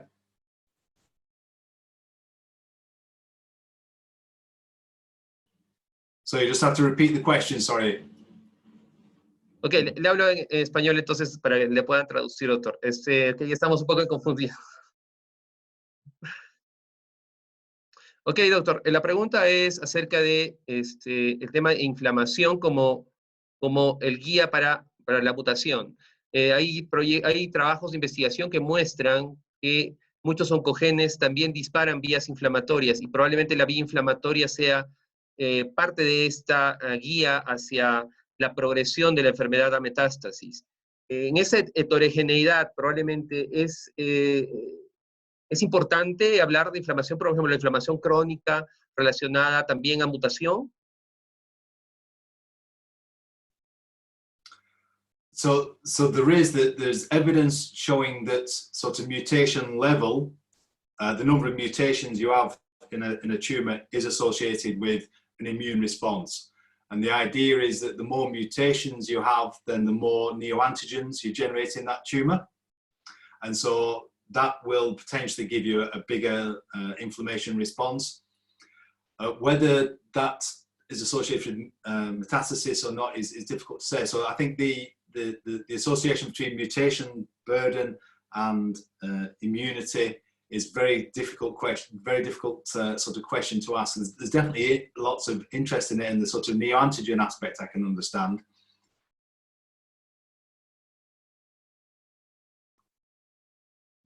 Ok, doctor, muchas gracias. Muchas gracias. Bueno, entonces, no sé si hay más preguntas o nos vamos al final un poco, entonces vamos a continuar. Doctor Domis, muchísimas gracias por su presentación. Vamos a ir ahora a un pequeño break de unos 5 minutos para que puedan, no sé, ir a tomar agua un poco y regresamos con el doctor Heiner Guío y la última ponencia también con la doctora Carolina. Muchísimas gracias. Volvemos en 5 minutos.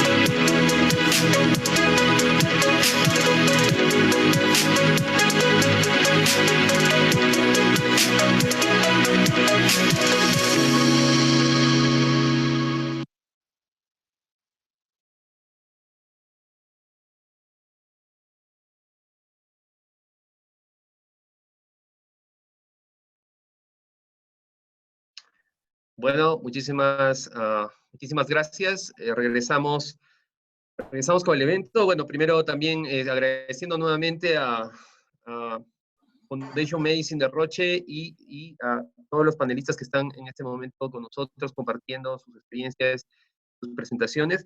Nosotros vamos ahora a irnos para quiero presentar a un gran amigo, colega y también un gran investigador, el doctor Heiner Guío. Él es médico graduado en la Universidad Cayetano Heredia, y un doctorado en la Universidad de Tohoku, Japón, postdoctorado en el Imperial College de Londres, en Inglaterra.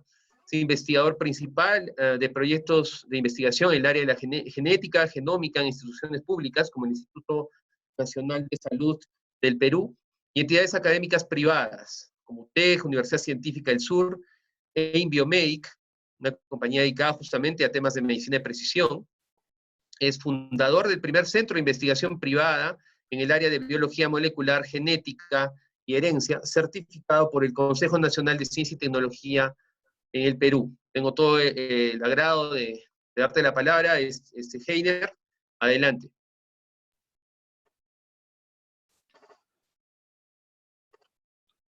Muchas gracias, Julio. Voy a compartir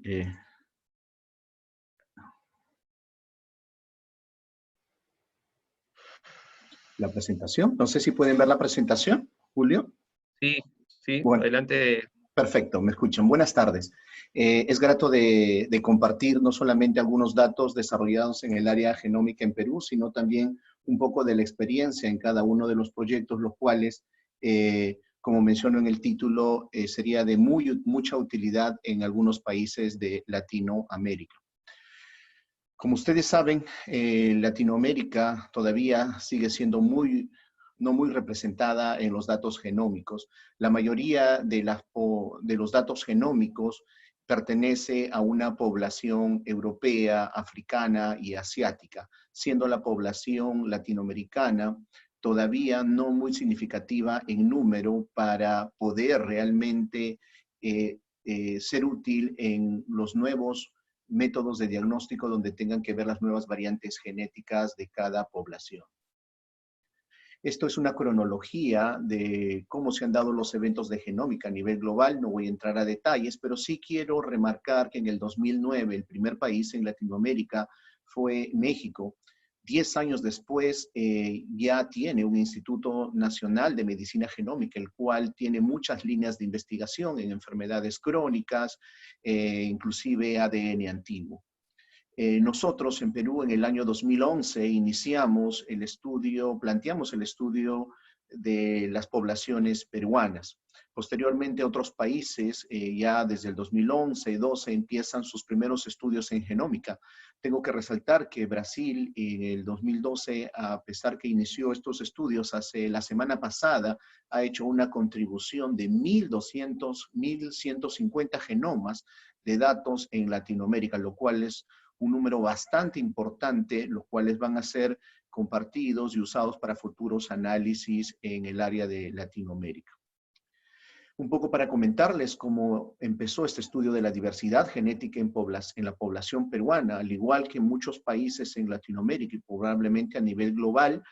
Tenemos que las primeras preguntas que surgen cuando vamos a iniciar un estudio de genómica de poblaciones es ¿cuántos pobladores van a participar? ¿De dónde se van a tomar las muestras? Los criterios de inclusión, exclusión, la logística para llegar a comunidades nativas en Perú, donde los lugares son muy remotos y lugares muy agrestes, de difícil acceso. Y también, por consiguiente, las consideraciones éticas. ¿Cómo vamos a llegar a estas poblaciones? ¿Cómo ellos nos van a entender la importancia de extraer una muestra de sangre para extraer el ADN y estudiarlas? Lo que hicimos en el año de 2011 fue crear un grupo multidisciplinario integrada por sociólogos, antropólogos, historiadores y representantes de las comunidades nativas de Perú para poder decidir cuáles eran los criterios para que las poblaciones fueran estudiadas. Es así que tomamos 3 criterios básicos, que es la representatividad. ¿Cuánto representa el número de individuos de cada población para este estudio? El grado de aislamiento, qué tan alejados están de los centros de salud, de los lugares donde realmente hay un desarrollo significativo. Y la vulnerabilidad, el cual es el riesgo que tiene una población de desaparecer en los próximos años. Esto todavía se ve en poblaciones como en Perú. Muchas poblaciones están desapareciendo cada 5, 6, 7 años porque los accesos de salud y de salubridad a veces son muy limitados. Entonces, estas fueron prioridades para poder seleccionar 17 comunidades nativas y 13 comunidades mestizas. También la elección de estas comunidades fue en base a la ubicación geográfica, ya que se tenía un interés antropológico, histórico, de cómo fue la migración en Perú y hace cuántos años. Dentro de los aspectos éticos que se planteó fue crear un protocolo de investigación, el cual fue presentado al Instituto Nacional de Salud. La verdad que tomó cerca de un año, año y medio la aprobación porque no había experiencia de este tipo de estudios, no había tampoco mucho conocimiento dentro de los comités de ética sobre este tipo de estudios. Sin embargo, después de levantar las observaciones planteadas, se procedió a ir a una región, la cual engloba una comunidad nativa o mestiza, posteriormente a una municipalidad, posteriormente a la población y finalmente el representante de la población. Como ustedes pueden ver, hay una cascada de consentimientos informados para llegar al individuo final, que es el que finalmente tomaba la decisión de participar o no en este estudio.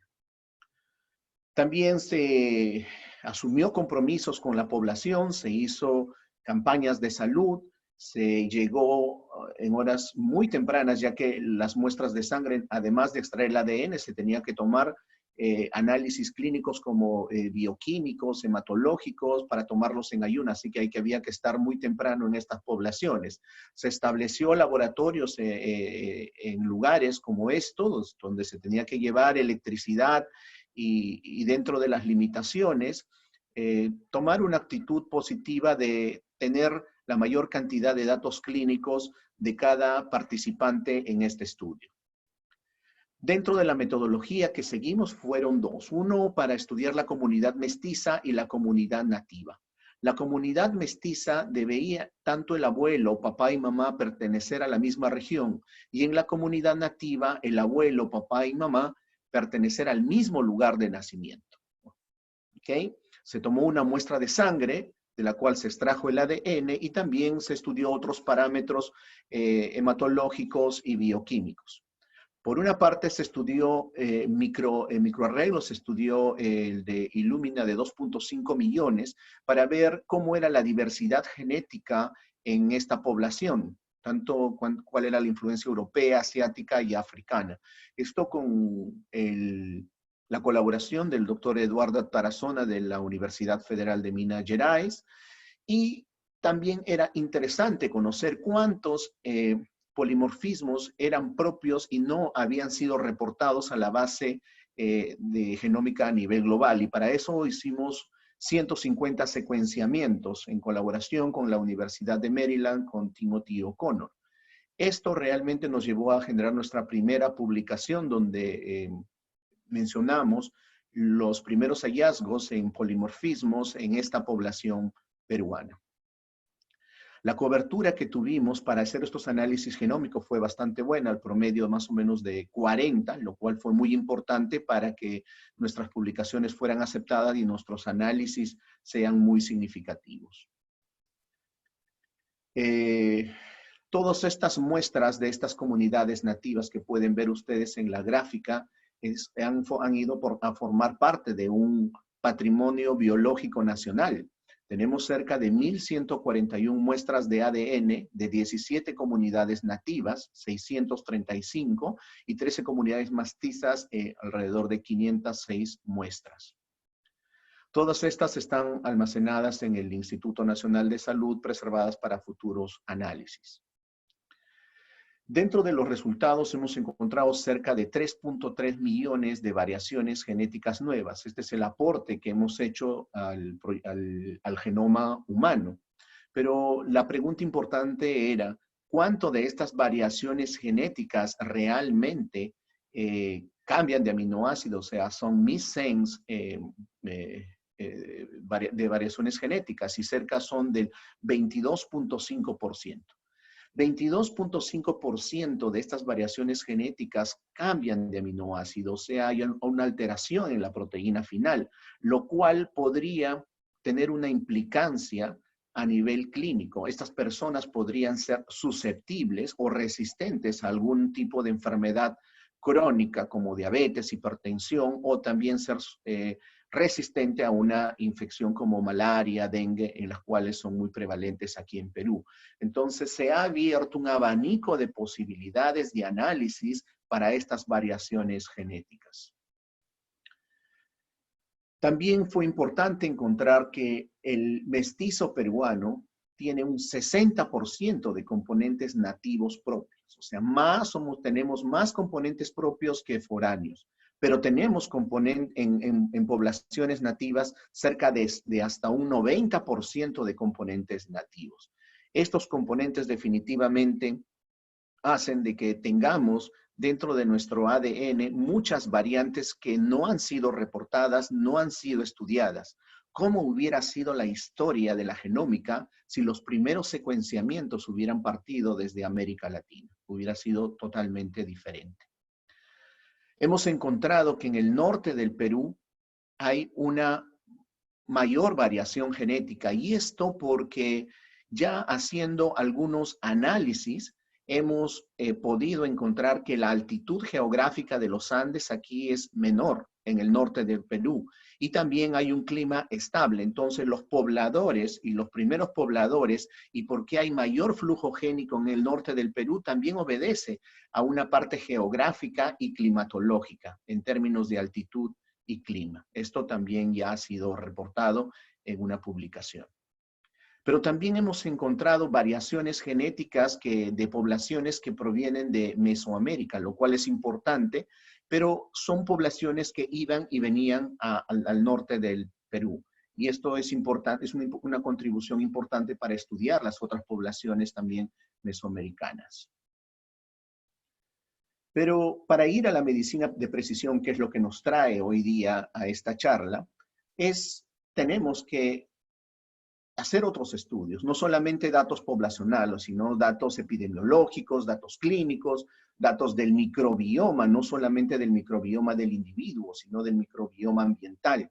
Todo esto para finalmente dar origen a la medicina de precisión, que es finalmente la práctica de la teoría que estamos generando. Pero veamos qué otros estudios ha generado esta información genómica que hemos podido realizar en los años previos.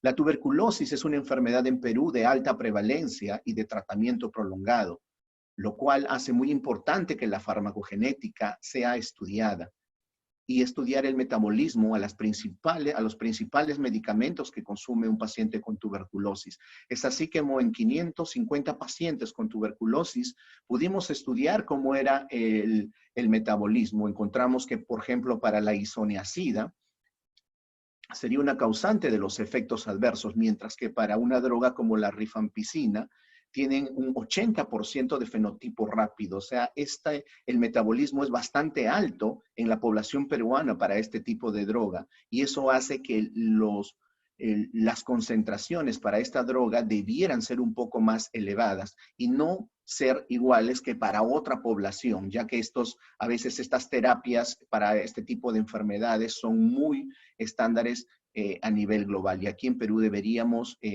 cambiarla de acuerdo al metabolismo que se tiene.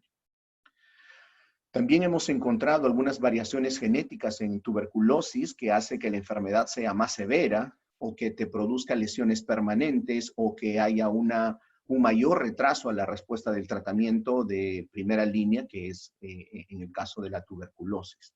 Hemos encontrado también una variante genética en el gen FNI1 que estaba designado para otra enfermedad, pero aquí hemos encontrado que es responsable para la disminución de 3 a 4 centímetros en la talla de los peruanos. También hemos podido estudiar en algunos brotes epidémicos, en el caso de Guillain-Barré, encontrar algunas nuevas variantes genéticas que te podrían dar la susceptibilidad a que desarrolle después de una infección un individuo en la enfermedad del síndrome de Guillain-Barré. Pero hasta aquí hemos hablado mucho de lo que es las variaciones genéticas, de cómo se llegan a entender y a conseguir las variaciones genéticas en una población que no ha sido estudiada. Pero no solamente es el genoma el cual que finalmente se tenga el fenotipo de una enfermedad o cómo nos vemos. Es importante también los hábitos y el ambiente. En el caso de Perú, los hábitos como fumar, ejercicios, infecciones, carcinógenos, tipo de comida, la contaminación y los factores ambientales, como por ejemplo la altura geográfica, son diferentes. Tenemos 3 regiones. La región que está en amarillo, que es la costa, la región que está en color marrón, que es los Andes, que puede llegar hasta los 5.000 metros, 5.200 metros de poblaciones que habitan ese nivel de altitud, y en la región verde, que es una población amazónica. El 60% de esta población está con algún tipo de parasitosis. Como lo podemos ver en el siguiente slide, los factores de alimentación, de contaminación, es diferente en cada región. Particularmente en la Amazonía, no solamente se tiene un tipo de parásitos, sino hasta 12 tipos de parásitos. Entonces, de alguna forma, esta población ha aprendido a su sistema inmune a adaptarse a ese tipo de infecciones crónicas, ¿no? Las cuales tenemos un particular interés en ver cómo es la expresión génica en estos 3 tipos de poblaciones en Perú. Es así que en el 2019 se ha planteado el proyecto 1000 genomas en Perú, en el cual no solamente se plantea el estudio del ADN contemporáneo de la población actual, sino también el ADN antiguo. También se va a incluir no solamente una población sana, sino una población con alguna patología crónica, incluyendo enfermedades oncológicas. También se va a estudiar el microbioma del paciente, como también el microbioma del ambiente donde vive el individuo que va a ser estudiado. Aquí vemos cómo estamos haciendo estos estudios con el ADN antiguo. Hemos tenido que crear un laboratorio móvil, portátil, hermético, donde extraemos el ADN después de 5 minutos que hemos encontrado de una excavación.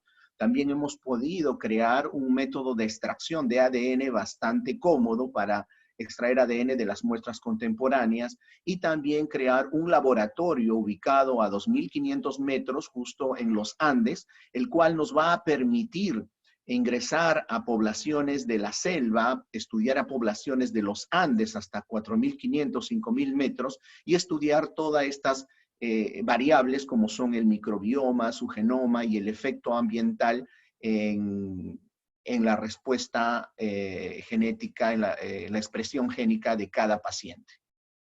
Estos son los primeros resultados del microbioma de cada de las excavaciones que hemos podido tener. En el siguiente slide les voy a explicar un poquito mejor. Hemos encontrado más del filo Firmicutes y también de la taxa Bacillus.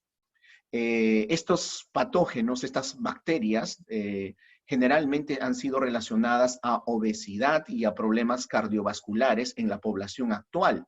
Nosotros estamos esperando secuenciar el ADN antiguo de estas poblaciones que tenían estos coprolitos, porque esta población es de hace 5.000 años, para explicar y un poco ver la correlación de la expresión génica que tenían estos individuos y lo que estamos encontrando. Pero también hemos hecho los análisis a nivel de hongos en la región ITS y hemos encontrado más la parte de aspergillus. En algunas publicaciones anteriores hemos visto que los hongos tienen alguna relación con el tipo de alimentación que tenían y también queremos hacer estos futuros análisis de alguna forma entre el tipo de alimentación y los patógenos que estamos encontrando. En este proyecto también estamos, como les mencioné, estudiando los factores ambientales, microbioma, ancestría y altitud geográfica. Esto en colaboración con un fuerte grupo de investigación como la Universidad de Harvard, el Instituto de Medicina Evolutiva de Barcelona, el Instituto Pasteur, Inbiomedic y gracias a la Universidad de Huánuco que nos ha facilitado todos los laboratorios para hacer los estudios en esta región.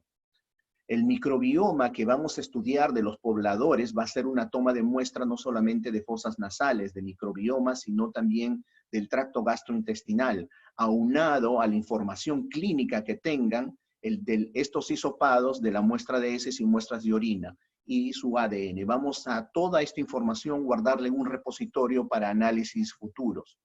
Pero también vamos a estudiar, como les comentaba, los patógenos del ambiente. Y la mejor forma de estudiar los patógenos que habitan en un ambiente es utilizando el agua de las alcantarillas. Y vamos a utilizar el agua de las alcantarillas no solamente de los hospitales públicos, sino también privados, para ver cómo son los patrones de resistencia que existen en la población, porque a nivel de las bacterias, pero también de la población general de estas alcantarillas que son donde se une el agua residual de toda una población.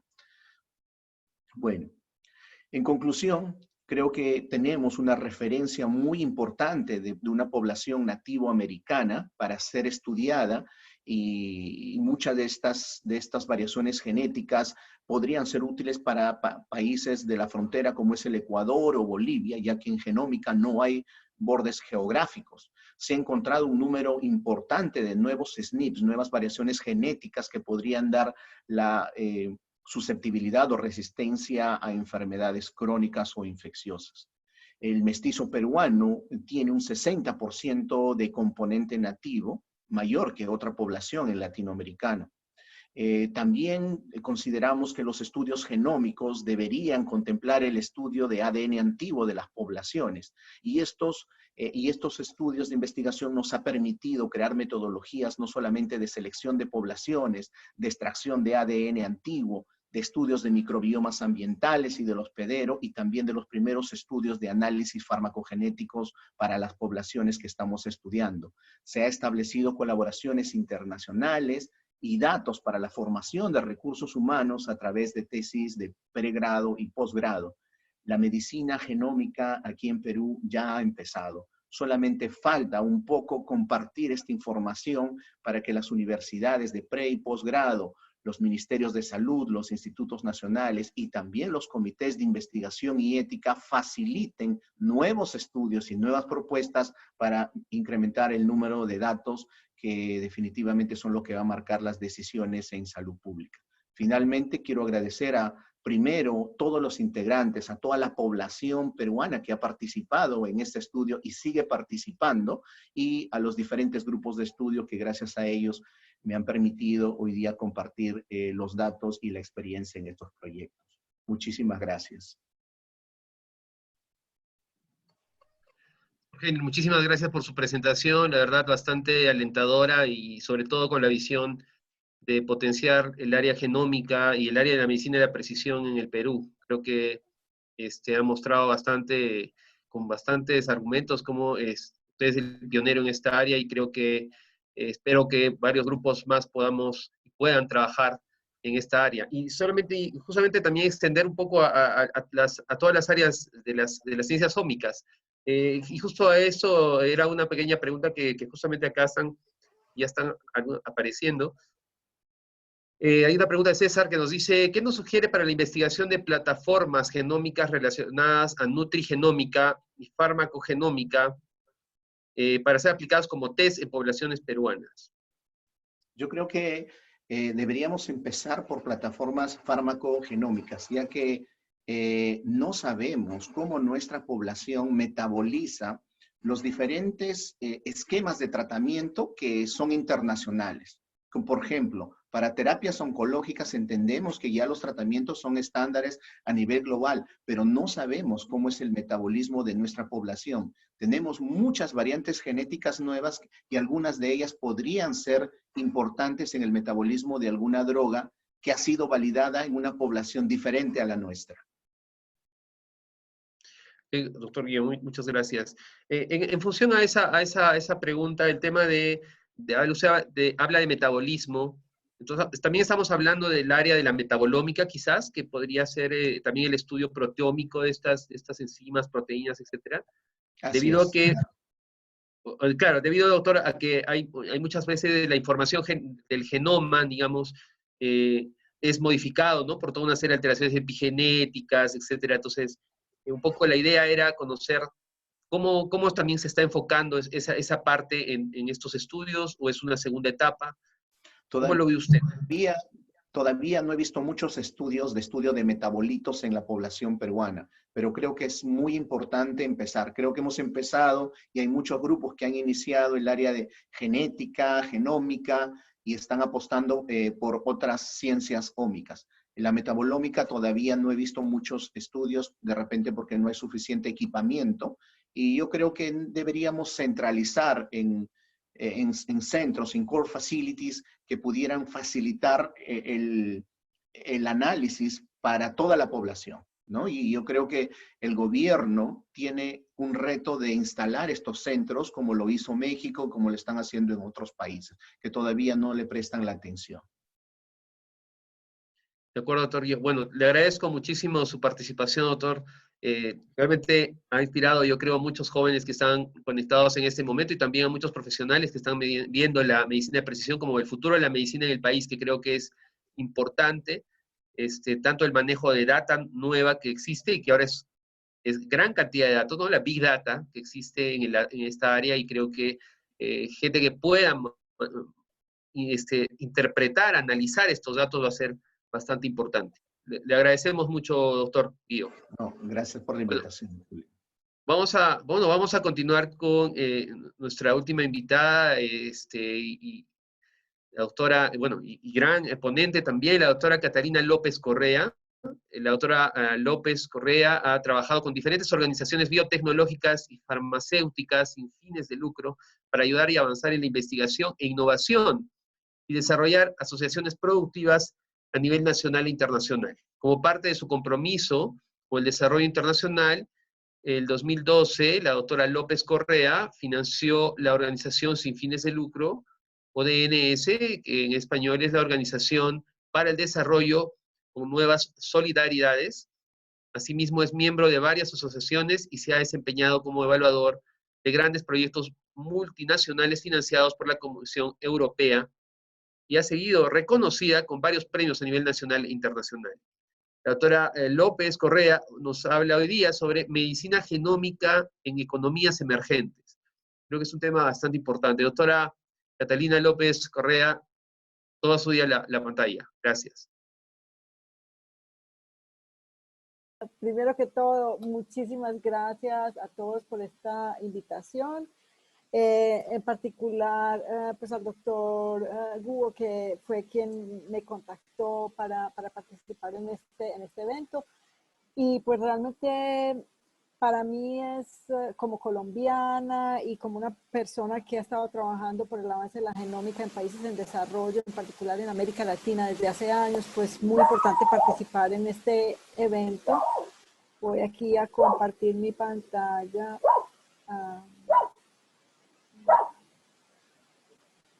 Bien. ¿Sí están viendo ahí? Sí, doctora, todo muy bien. Muy bien. Ok, voy a poner la pantalla completa. Ok, entonces lo que yo quisiera hablarles en el día de hoy es pues, sobre la genómica en economías emergentes, sobre todo basado en el libro que publicamos hace más o menos 2 años con el doctor George Patrino de la Universidad de Patras, que estuvimos juntos mirando un poco la situación de la genómica en países, pues en economías emergentes, no solamente América Latina, sino África y Asia.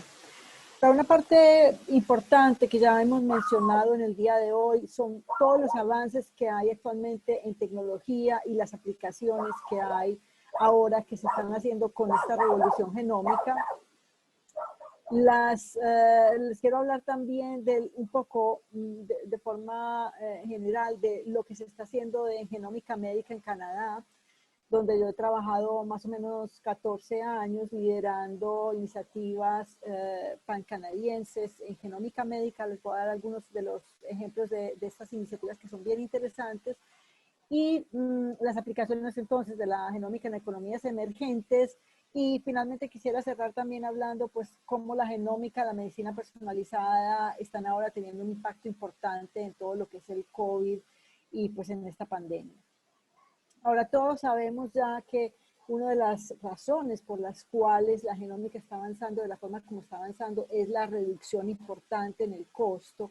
Esta reducción pues ha sido realmente exponencial pues, y bien importante, la comparamos nosotros con frecuencia con lo que es la ley de Moore, donde fue todo lo que ha sido la revolución de la informática, la reducción en costos de memoria de computadores. Si la comparamos con la línea verde-azul, la reducción en costo en genómica es muchísimo mayor. Entonces, esto es uno de los fundamentos por qué estamos pudiendo ver esta aplicabilidad de la genómica ahora en economías emergentes y la estamos viendo un poco más como llegando a esta democratización y descentralización de la genómica. Otra parte importante es todo lo que es la portabilidad. Pues si todos recordamos lo que eran los secuenciadores hace 10, 15 años, eran aparatos gigantescos de un costo altísimo. Ya tenemos en este momento tecnologías como de Oxford Nanopore y otras como esta que se desarrolló en Canadá, que son portátiles, que pueden hacer la secuenciación del ADN de forma portátil. Puede ser en el consultorio del médico, puede ser en el campo, como este que tenemos para genómica forestal. La otra parte importante es la convergencia de diferentes tecnologías, como la inteligencia artificial, blockchain, que también están revolucionando completamente. De hecho, acá en Colombia tenemos varios proyectos ya en blockchain que están empezando a trabajar con genómica y blockchain, y obviamente con inteligencia artificial para todo lo que es el análisis de datos. Y pues lo que han mencionado ya anteriormente es que no solamente hablamos de genómica, pero en realidad son muchas de las tecnologías ómicas que se están ahora, que están convergiendo y que están trayendo pues más complejidad, pero también más datos que nos ayudan a tener una mucha mayor claridad de la importancia pues de esta información, que nos llevan a todo esto de Big Data y de lo que llamamos las tecnologías ómicas, que son el epigenoma, el transcriptoma, el proteoma, el metaboloma, microbioma y todas ellas que ahora ya las estamos empezando a superponer y nos están ayudando a llegar a unos estudios mucho más detallados y mucho más exhaustivos de lo que es esta información y nuestra información biológica. Ahora, en Canadá, no sé si ya algunos conocen, pues en Canadá tenemos esta organización que le llamamos la empresa genómica. En realidad es una organización sin ánimo de lucro, donde hay una organización a nivel federal que es Genoma Canadá, donde yo trabajo actualmente, y hay 6 centros de genómica, uno básicamente en cada provincia, uno en Genoma Atlantic, Quebec, Ontario, las praderas, Alberta y Columbia Británica. Yo tuve la oportunidad de trabajar 8 años como vicepresidenta científica de Genoma Quebec, inicialmente en Montreal, y luego 4 años con Genoma British Columbia en Vancouver. Y pues vemos que la fuerza de este modelo pues es que a la vez que tiene una entidad federal que es Genoma Canadá, también es descentralizado con los centros de genómica a través de todo el país, y eso ha hecho pues que se han creado a través de esta iniciativa centros de genómica, nodos de innovación, se han creado compañías, se ha entrenado personal, y eso ha permitido pues que Canadá avance en esto de la genómica de una forma bastante rápida. En el último de los centros de genómica donde estuve hasta el 2019 que vine a Colombia, es Genoma British Columbia, y ahí pues teníamos todo un portafolio no solamente de genómica aplicada a la salud, sino de genómica aplicada a sectores como forestal, agricultura, minería, ambiente, pero la salud sí, de todas maneras, seguía siendo el área más importante, con un total de 163 proyectos por un total de 368 millones de dólares financiados en genómica en salud, que era pues el portafolio que manejábamos en Genoma British Columbia. Una parte importante que también hemos visto durante las presentaciones del día de hoy es que, pues así como está evolucionando la ciencia, así está evolucionando y ha evolucionado estas organizaciones de genómica en Canadá, que han pasado de inicialmente concentrarse en ciencia muy fundamental, en descubrimientos, pues en pura investigación, ahora en el último plan realmente mucho más aplicado, mucho más, una ciencia más translacional y más aplicada, que es hacia donde estamos moviéndonos, ya no solamente la ciencia para descubrir y para investigar, sino también para aplicar y para innovar. Ahora, en la parte de medicina personalizada, hay muchísimos proyectos que están financiados. Ahorita les voy a dar algunos ejemplos, pero lo importante aquí es que estos proyectos se están aplicando realmente en todas las áreas del sistema de salud. Hay proyectos que son focalizados en la prevención de enfermedades, otros que están centrados en el ayudarnos a mejorar, pues, y a dar un diagnóstico mucho más acertado con las técnicas moleculares, con la genómica, con la proteómica, todo esto. Nos ayudan como la farmacogenómica a guiar el tratamiento, y nos ayudan también con el pronóstico de las enfermedades. Entonces, en Canadá lo que estábamos tratando de hacer era realmente tener un impacto a todos estos niveles y buscar proyectos a todos estos distintos niveles. Aquí unos de los ejemplos de algunos proyectos, pero quiero especialmente que pongamos atención al primero arriba a la izquierda, que se llama el proyecto de Silent Genomes.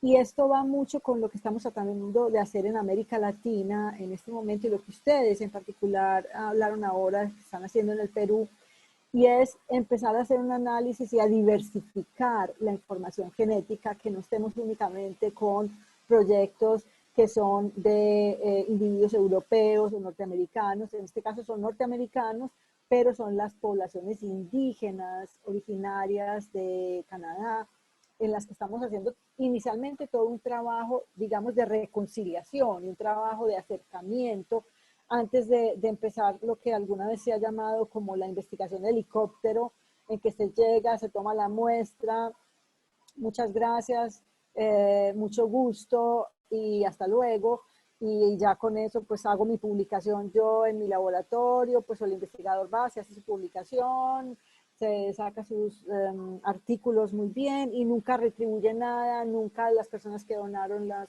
muestras de ADN vuelven a saber nada de sus estudios. Entonces aquí lo que se está haciendo es un trabajo realmente en conjunto y liderado por miembros de la doctora que lidera, que es la doctora en la foto de arriba del medio, es una cirujana de las primeras naciones, que es quien lidera este proyecto, realmente liderado por las primeras naciones, no liderado por un grupo de europeos o de otros que vienen aquí digamos, a imponer y a utilizar de cierta forma la información biológica sin ninguna retribución. Entonces ese es un ejemplo de los tipos de proyectos. También hay proyectos en farmacogenómica, proyectos en, por ejemplo, trasplante de riñón para entender cuándo una persona va a tener una reacción adversa a este trasplante, en cáncer especialmente con linfoma, en el microbioma para ver la susceptibilidad de niños al asma, y en consejería genética. Entonces, un portafolio de proyectos que realmente muestra muchísimas aplicaciones diferentes de la genómica en el área médica. Ahora, todo esto muy bien, Canadá va avanzando muy bien, y pues en Europa, muchos países, pero realmente lo que hemos visto y los que estamos interesados en explorar la importancia de la diversidad en la genómica, de la equidad y de la inclusión, y sobre todo de ver que nuestros países en América Latina puedan avanzar en estas áreas, pues nos preocupa ver datos como este, donde pues vemos que la diversidad y que la mayoría realmente de las bases de datos actuales que existen, en el 2009 eran 96% de las personas que estaban en bases de datos internacionales venían de un ancestro europeo. En el 2016 mejoró un poco hasta 81, pero pues igual sigue siendo realmente dramática la poca diversidad de estas bases de datos internacionales. De hecho, la Organización Mundial de la Salud en el 2011 lanzó un gran reto de genómica y salud pública en países en desarrollo, con la idea de poder promover el uso de estas tecnologías y poder promover una mayor diversidad en todas estas bases de datos y un uso realmente de aplicación de estas tecnologías en países en desarrollo. Ahora, con este interés, yo pues desde más o menos el 2015 empecé a explorar, aunque pues no era mi trabajo, yo estaba trabajando en Canadá, pero igual quería siempre poder contribuir. Entonces empezamos con algunas publicaciones. Esta fue una que hicimos en el 2015 sobre empezar a capturar y a describir algunas historias de éxito y ver a ver quiénes están, cómo estamos logrando, como hablaron ahora, algunas de las historias que se han hecho o de los proyectos bien interesantes que se están haciendo en México, que se están haciendo en Brasil, algunas cosas que se han hecho ya en Chile, Argentina, bueno, que poco a poco, Colombia también poco a poco está empezando, Perú, o sea que capturando algunas de esas historias y en Asia y en África también. Luego, en el 2017 publicamos este otro artículo donde exploramos un concepto interesante y lo llamamos, en inglés lo llamamos el Fast Second Winner. Básicamente lo que queríamos presentar en este artículo y los ejemplos que dimos es que nosotros, pues obviamente en América Latina no tenemos los recursos para tener iniciativas como las que tiene Canadá en este momento o como las que tiene, por ejemplo, Inglaterra con el proyecto de 100.000 genomas, donde se está haciendo la secuenciación completa de 100.000 individuos. En Canadá también se están secuenciando los genomas completos de cientos de miles de individuos, lo mismo en los Estados Unidos y en Europa.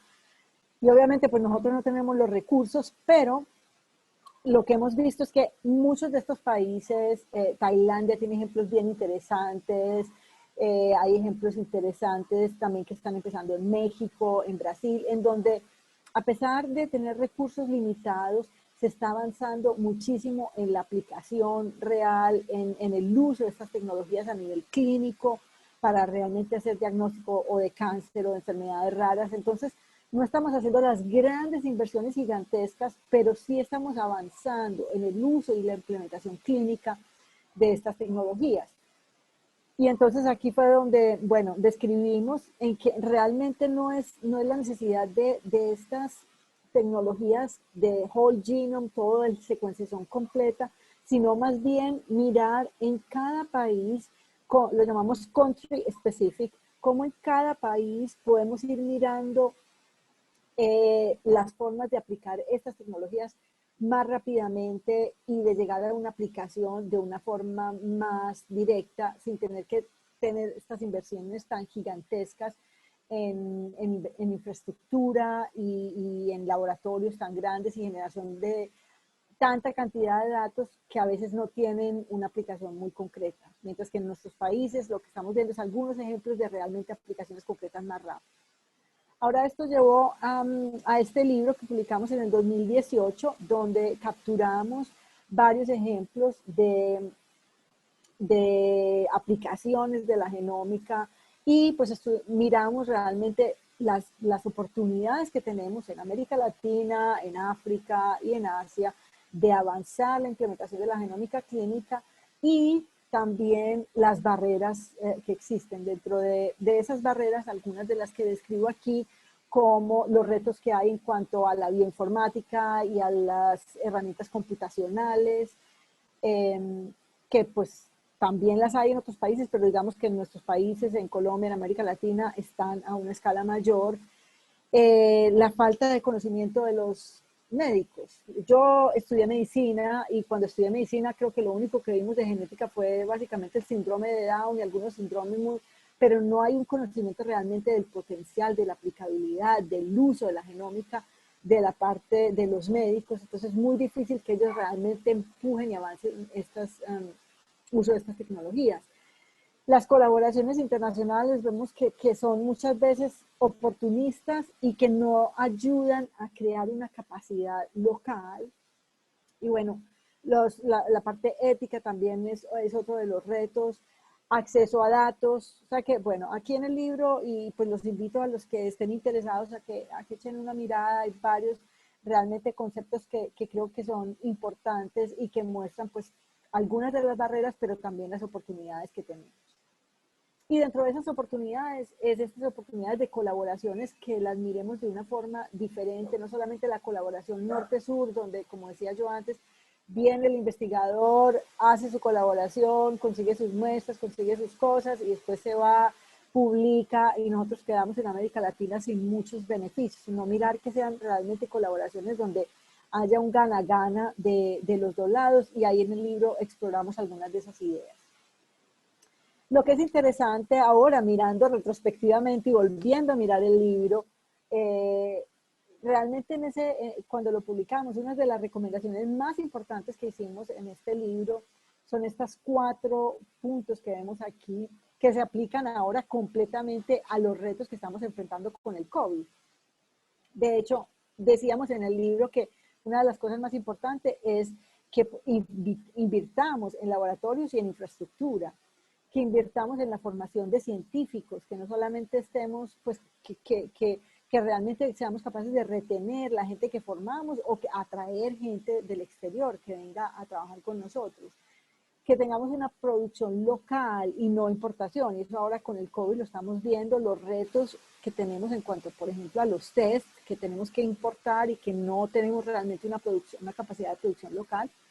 Y creo que el último, pero para mí realmente uno de los más importantes, es que en lugar de estarnos concentrando siempre en estas colaboraciones norte-sur, que queremos colaborar con Estados Unidos, queremos colaborar, ¿qué tan poderoso sería si fuéramos, por ejemplo, capaces de crear en América Latina una red de genómica como la que hizo el H3G en África, donde están empezando a crear una coalición para compartir datos, para compartir herramientas de bioinformática, herramientas para análisis genómico? Entonces, qué tan bueno que pudiéramos tener este tipo de redes y de colaboraciones a nivel de América Latina, donde podamos realmente compartir los datos y podamos avanzar de una forma mucho más estructurada todo este análisis de las variantes genómicas que tenemos en nuestras poblaciones, que no están representadas en ninguna otra población internacional. Alineado con eso, hace poco también publicamos con el Foro Económico Mundial una serie de white papers donde hablamos también de las barreras a nivel global y algunas de ellas muy centradas en países en desarrollo. Sobre todo identificamos los retos en cuanto a los datos, la interoperabilidad y la capacidad de intercambiar datos, el uso ético de la tecnología, el hecho de que muchas veces la gente no sabe muy bien de qué se trata la genómica y no están listos a participar en estudios, lo que mencionamos anteriormente de las poblaciones indígenas que se sienten atemorizadas porque no saben muy bien cómo se van a utilizar esos datos. Entonces, crear estos ambientes de confianza y participación. El precio y el acceso, que realmente pues América Latina ha tenido una implementación más lenta de la genómica, también por el costo y por la dificultad de acceso. Y el sistema regulatorio, que en Colombia al menos lo vemos que tenemos muchísimos retos en cuanto a la regulación y a la aprobación de nuevas tecnologías. Y en este otro también white paper que publicamos, realmente mirábamos pues los retos de la genómica desde 3 puntos. Primero, los datos, y es pues todos los retos que tenemos de intercambio de datos, la parte ética, y finalmente, de nuevo, pues el costo de muchos de estos diagnósticos. Con eso, hay un seminario que se está organizando ahora el 24 al 26 de noviembre, que yo los invitaría a que echen una mirada y de pronto puedan participar. Y es una organización que se llama EULAC, es un proyecto financiado por la Comisión Europea, donde hay una colaboración entre países de América Latina y el Caribe con países europeos para el avance de la implantación de la genómica médica en América Latina. Y este colegio de verano o escuela de verano que vamos a hacer ahora en noviembre va a ser orientada específicamente a los aspectos éticos, legales y sociales relacionados con la medicina personalizada. Ahora, para terminar, unos pequeños puntos sobre el COVID, que es en lo que estoy actualmente trabajando. Estoy dirigiendo la red genómica del COVID que se montó en Canadá con una financiación de $40 millones para utilizar la genómica para entender y controlar la pandemia de COVID en Canadá. Ahora, todos sabemos pues, que este virus es un virus que está mutando, que está cambiando. Hay un artículo súper gráfico y bueno, bien hecho del New York Times en abril de este año que nos muestra como la implicación y la importancia de estas mutaciones. Y lo que estamos haciendo nosotros en Canadá es secuenciar los virus, no solamente, pues obviamente hacer los test y todo eso, pero hacer una secuenciación completa del virus para ver la distribución del virus. Estamos sometiendo todos estos datos a GISER, la base de datos internacional. Ya esta base de datos tiene más de 75, de hecho, ahora tiene más de 80,000 secuencias. Yo sé que en Colombia, hasta la última vez que miré, había unas 20 secuencias. No sé, en Perú si ya han enviado secuencias, pero realmente hay una representación de secuencias del mundo entero que está permitiendo tener este conocimiento global. Y de ahí pues la importancia de tener nosotros también en América Latina nuestra capacidad de poder secuenciar y contribuir a estos esfuerzos y a estas iniciativas internacionales. Esta iniciativa, como decía, se llama CanCoGen, Canadian COVID Genomics Network, financiada por 40 millones, y el objetivo es secuenciar 10,000 genomas humanos con genoma completo de personas infectadas con el COVID y 150,000 genomas virales. En este momento vamos alrededor de 8,000 genomas virales, de los cuales ya casi 2,000 se han depositado en las bases de datos internacionales como GISER. Y bueno, creo que pues en el campo en particular del COVID, creo que el potencial de la genómica es absolutamente inmenso, desde obviamente las tecnologías basadas en genómica para el diagnóstico, seguimiento de casos y contactos, y ahora que estamos haciendo genoma completo, ese seguimiento de casos y contactos, estudio de las mutaciones, distribución del virus, estudio de nuevos medicamentos, estratificación de los pacientes, y posiblemente para las vacunas también va a ser crítica esta comprensión de la genómica del virus para entender la eficacia de las vacunas. Y para terminar, pues Ruta N, que es donde vine yo a Colombia y estuve con ellos casi 8 meses, es un hub de innovación que está muy específicamente en Colombia apoyando ciencia, tecnología e innovación en un plan muy ambicioso.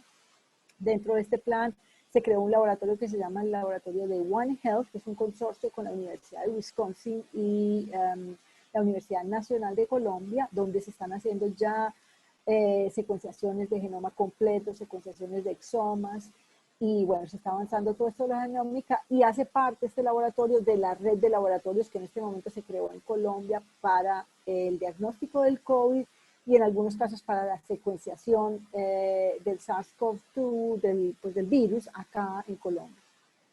Entonces, con eso, bueno, yo ya termino, y pues mi conclusión realmente es la importancia de esta transformación que está generando la genómica en los sistemas de salud a nivel mundial. Ahora, con la reducción de costos y la afluencia y la confluencia de tecnologías, estamos realmente teniendo muy buenas oportunidades. Y creo que América Latina, como lo dije con este modelo del Fast Second Winner, tiene una oportunidad única. Y como decíamos en las conclusiones del libro, uno de los retos grandes ahora que tenemos es realmente poder coordinar estas redes de colaboración entre nosotros, Colombia, Perú, Ecuador, Brasil, Chile, Argentina, poder invertir en infraestructura y poder avanzar pues en toda esta pues utilización de la genómica en los países en desarrollo. Con eso pues les agradezco muchísimo la atención y estoy lista para contestar preguntas o bueno, comentarios o preguntas que pueda haber. Muchísimas gracias. Doctora Catalina, muchísimas gracias por su presentación, la verdad bastante también motivadora e inspiradora también para muchos jóvenes que están atentos acá en las redes. para nosotros, profesionales acá en Perú, para generar estas redes de colaboración, que también, bueno, conozco de cerca al doctor Guío y sé mucho todo el esfuerzo que ustedes están realizando para generar estas redes. Bueno, mientras esperamos algunas preguntas, quizás del público, nosotros estamos viendo un poco, doctora, existen también iniciativas allá, no sé, bueno, viendo un poco el caso de Colombia, iniciativas similares a generar 1000 genomas, o generar este tipo de procesos, digamos, con gente nativa. También bueno, en Canadá también se está dando este tema de búsqueda de gente, digamos, nativa, ¿no? Que creo que es un poco lo que nos está faltando también para tener un poco mayor comprensión de todo este proceso. Sí, absolutamente. Sí hay iniciativas a pequeña escala y digamos que el reto que tenemos en Colombia, y creo que ha sido pues, nuestro reto mayor en América Latina, es que no tenemos, digamos, son iniciativas o de una universidad o un laboratorio en particular, pero no tenemos una estrategia nacional, por ejemplo, que diga, bueno, a partir del gobierno, ahora nosotros en Colombia, hace más o menos un año va a ser ahora, creamos un nuevo ministerio, fue un gran paso, creamos un nuevo ministerio de Ciencia, Tecnología e Innovación, pues que realmente abre las puertas a toda una nueva forma de hacer ciencia, financiar y apoyar la ciencia, pero aún así todavía no tenemos una estrategia nacional, por ejemplo, en cuanto a la genómica o la medicina personalizada, o avanzar con el análisis y estudio genómico de estas poblaciones indígenas y de nuestras poblaciones aisladas. Tenemos muchas historias que han tenido un impacto a nivel internacional, por ejemplo, en Antioquia, la región donde yo estoy actualmente, tenemos todo un análisis genómico de una familia muy extensa, pues más que una familia, digamos casi con toda una población con la enfermedad de Alzheimer, y se han identificado variantes genéticos de la versión hereditaria de la enfermedad de Alzheimer que han llevado a compañías farmacéuticas a mirar sus variantes, a venir a buscar la posibilidad de colaboración y desarrollo de drogas, pero seguimos como en ese modelo muy todavía norte-sur, sin nosotros realmente como empoderarnos para poder avanzar nuestros estudios en colaboración con los mismos países de América Latina. Ya, doctora Catalina. Bueno, hay una pregunta un poco relacionada también al tema del SARS-CoV-2. También, de repente, si puede apoyarnos un poco también el doctor Guío, que está presente. Es una pregunta relacionada a el tema de la severidad, por ejemplo, de la infección de SARS-CoV-2, que se va hacia variantes genéticas, probablemente también en moléculas inmunológicas como interferón, ¿no? Que acá comenta el audio, que es un artículo ya publicado, por ejemplo, en Science, y este tema de evaluar este tipo de proteínas o moléculas. ¿Existen iniciativas también para el tema de SARS-CoV-2 digamos, en estos estudios genéticos, tanto en Colombia o en Canadá, para evaluar también la genómica relacionada a SARS-CoV-2? Sí, a ver, en Colombia están empezando a hacer algunos estudios, más que todo mirando variantes específicos. En Canadá estamos haciendo lo que diríamos estudios que no tienen propiamente hipótesis, porque no estamos yendo a buscar unos variantes específicos, sino haciendo la secuenciación del genoma completo para buscar posibles variantes nuevos que estén asociados. Estamos mirando poblaciones como personas menores de 50 años, sin ninguna comorbilidad, sin ningún factor de riesgo, que por alguna razón terminan en cuidados intensivos, con respirados, ventiladores, que tiene en su genoma esta persona que en principio no tiene ningún factor de riesgo para tener una enfermedad tan severa con el COVID. Y en el otro extremo mirando grupos poblacionales como mayores de 70 o 75 con varias comorbilidades y que pasan realmente infectados pero asintomáticos. Entonces, ¿qué está pasando con estos extremos y cómo podemos usar esa información para entender cuáles son los variantes genéticos que están implicados y que nos pudieran ayudar idealmente en un momento dado a predecir, pues, o a tener un biomarcador que pudiera decir, bueno, si yo me infecto, finalmente yo voy a ser del grupo que va a estar asintomático. Si yo me enfermo, yo soy del grupo, aunque sea joven, aunque sea sana, yo voy a ser del grupo que termine cuidados intensivos, entonces más bien me cuido más. Ya, doctora. Bueno, doctora, muchísimas gracias por su participación. No sé si quiere agregar algo, a comentarnos algo más para terminar. Nosotros sabemos acá que uno de los problemas más serios que tenemos en nuestros países es el apoyo desde la política, digamos, de poder hacia la ciencia, ¿no? El soporte. A pesar de COVID, a veces muchos no aprendemos, creo que es importante este tipo de estudios, es importante tener estos conocimientos para poder afrontar de mejor manera también cualquier tipo de pandemia que pueda venir en el futuro, que no estamos libres de ello. No sé, doctora, si quiere agregar algo. No, pues ante todo agradecerles a ustedes, al doctor Guido, por la invitación. Yo estoy realmente muy interesada en poder colaborar, como lo digo ahí, con otros países de América Latina. Creo que ese es el paso que debemos dar ahora en América Latina, realmente construir redes entre nosotros y pues realmente mostrarle al mundo que tenemos la posibilidad de crear estas nuevas librerías de variantes locales, de nuestras variantes de nuestras poblaciones y que eso realmente sea un nuevo paradigma para la genómica internacional. Bueno, muchísimas gracias, doctora Catalina. Ha sido bastante inspirador y motivador para todos nosotros.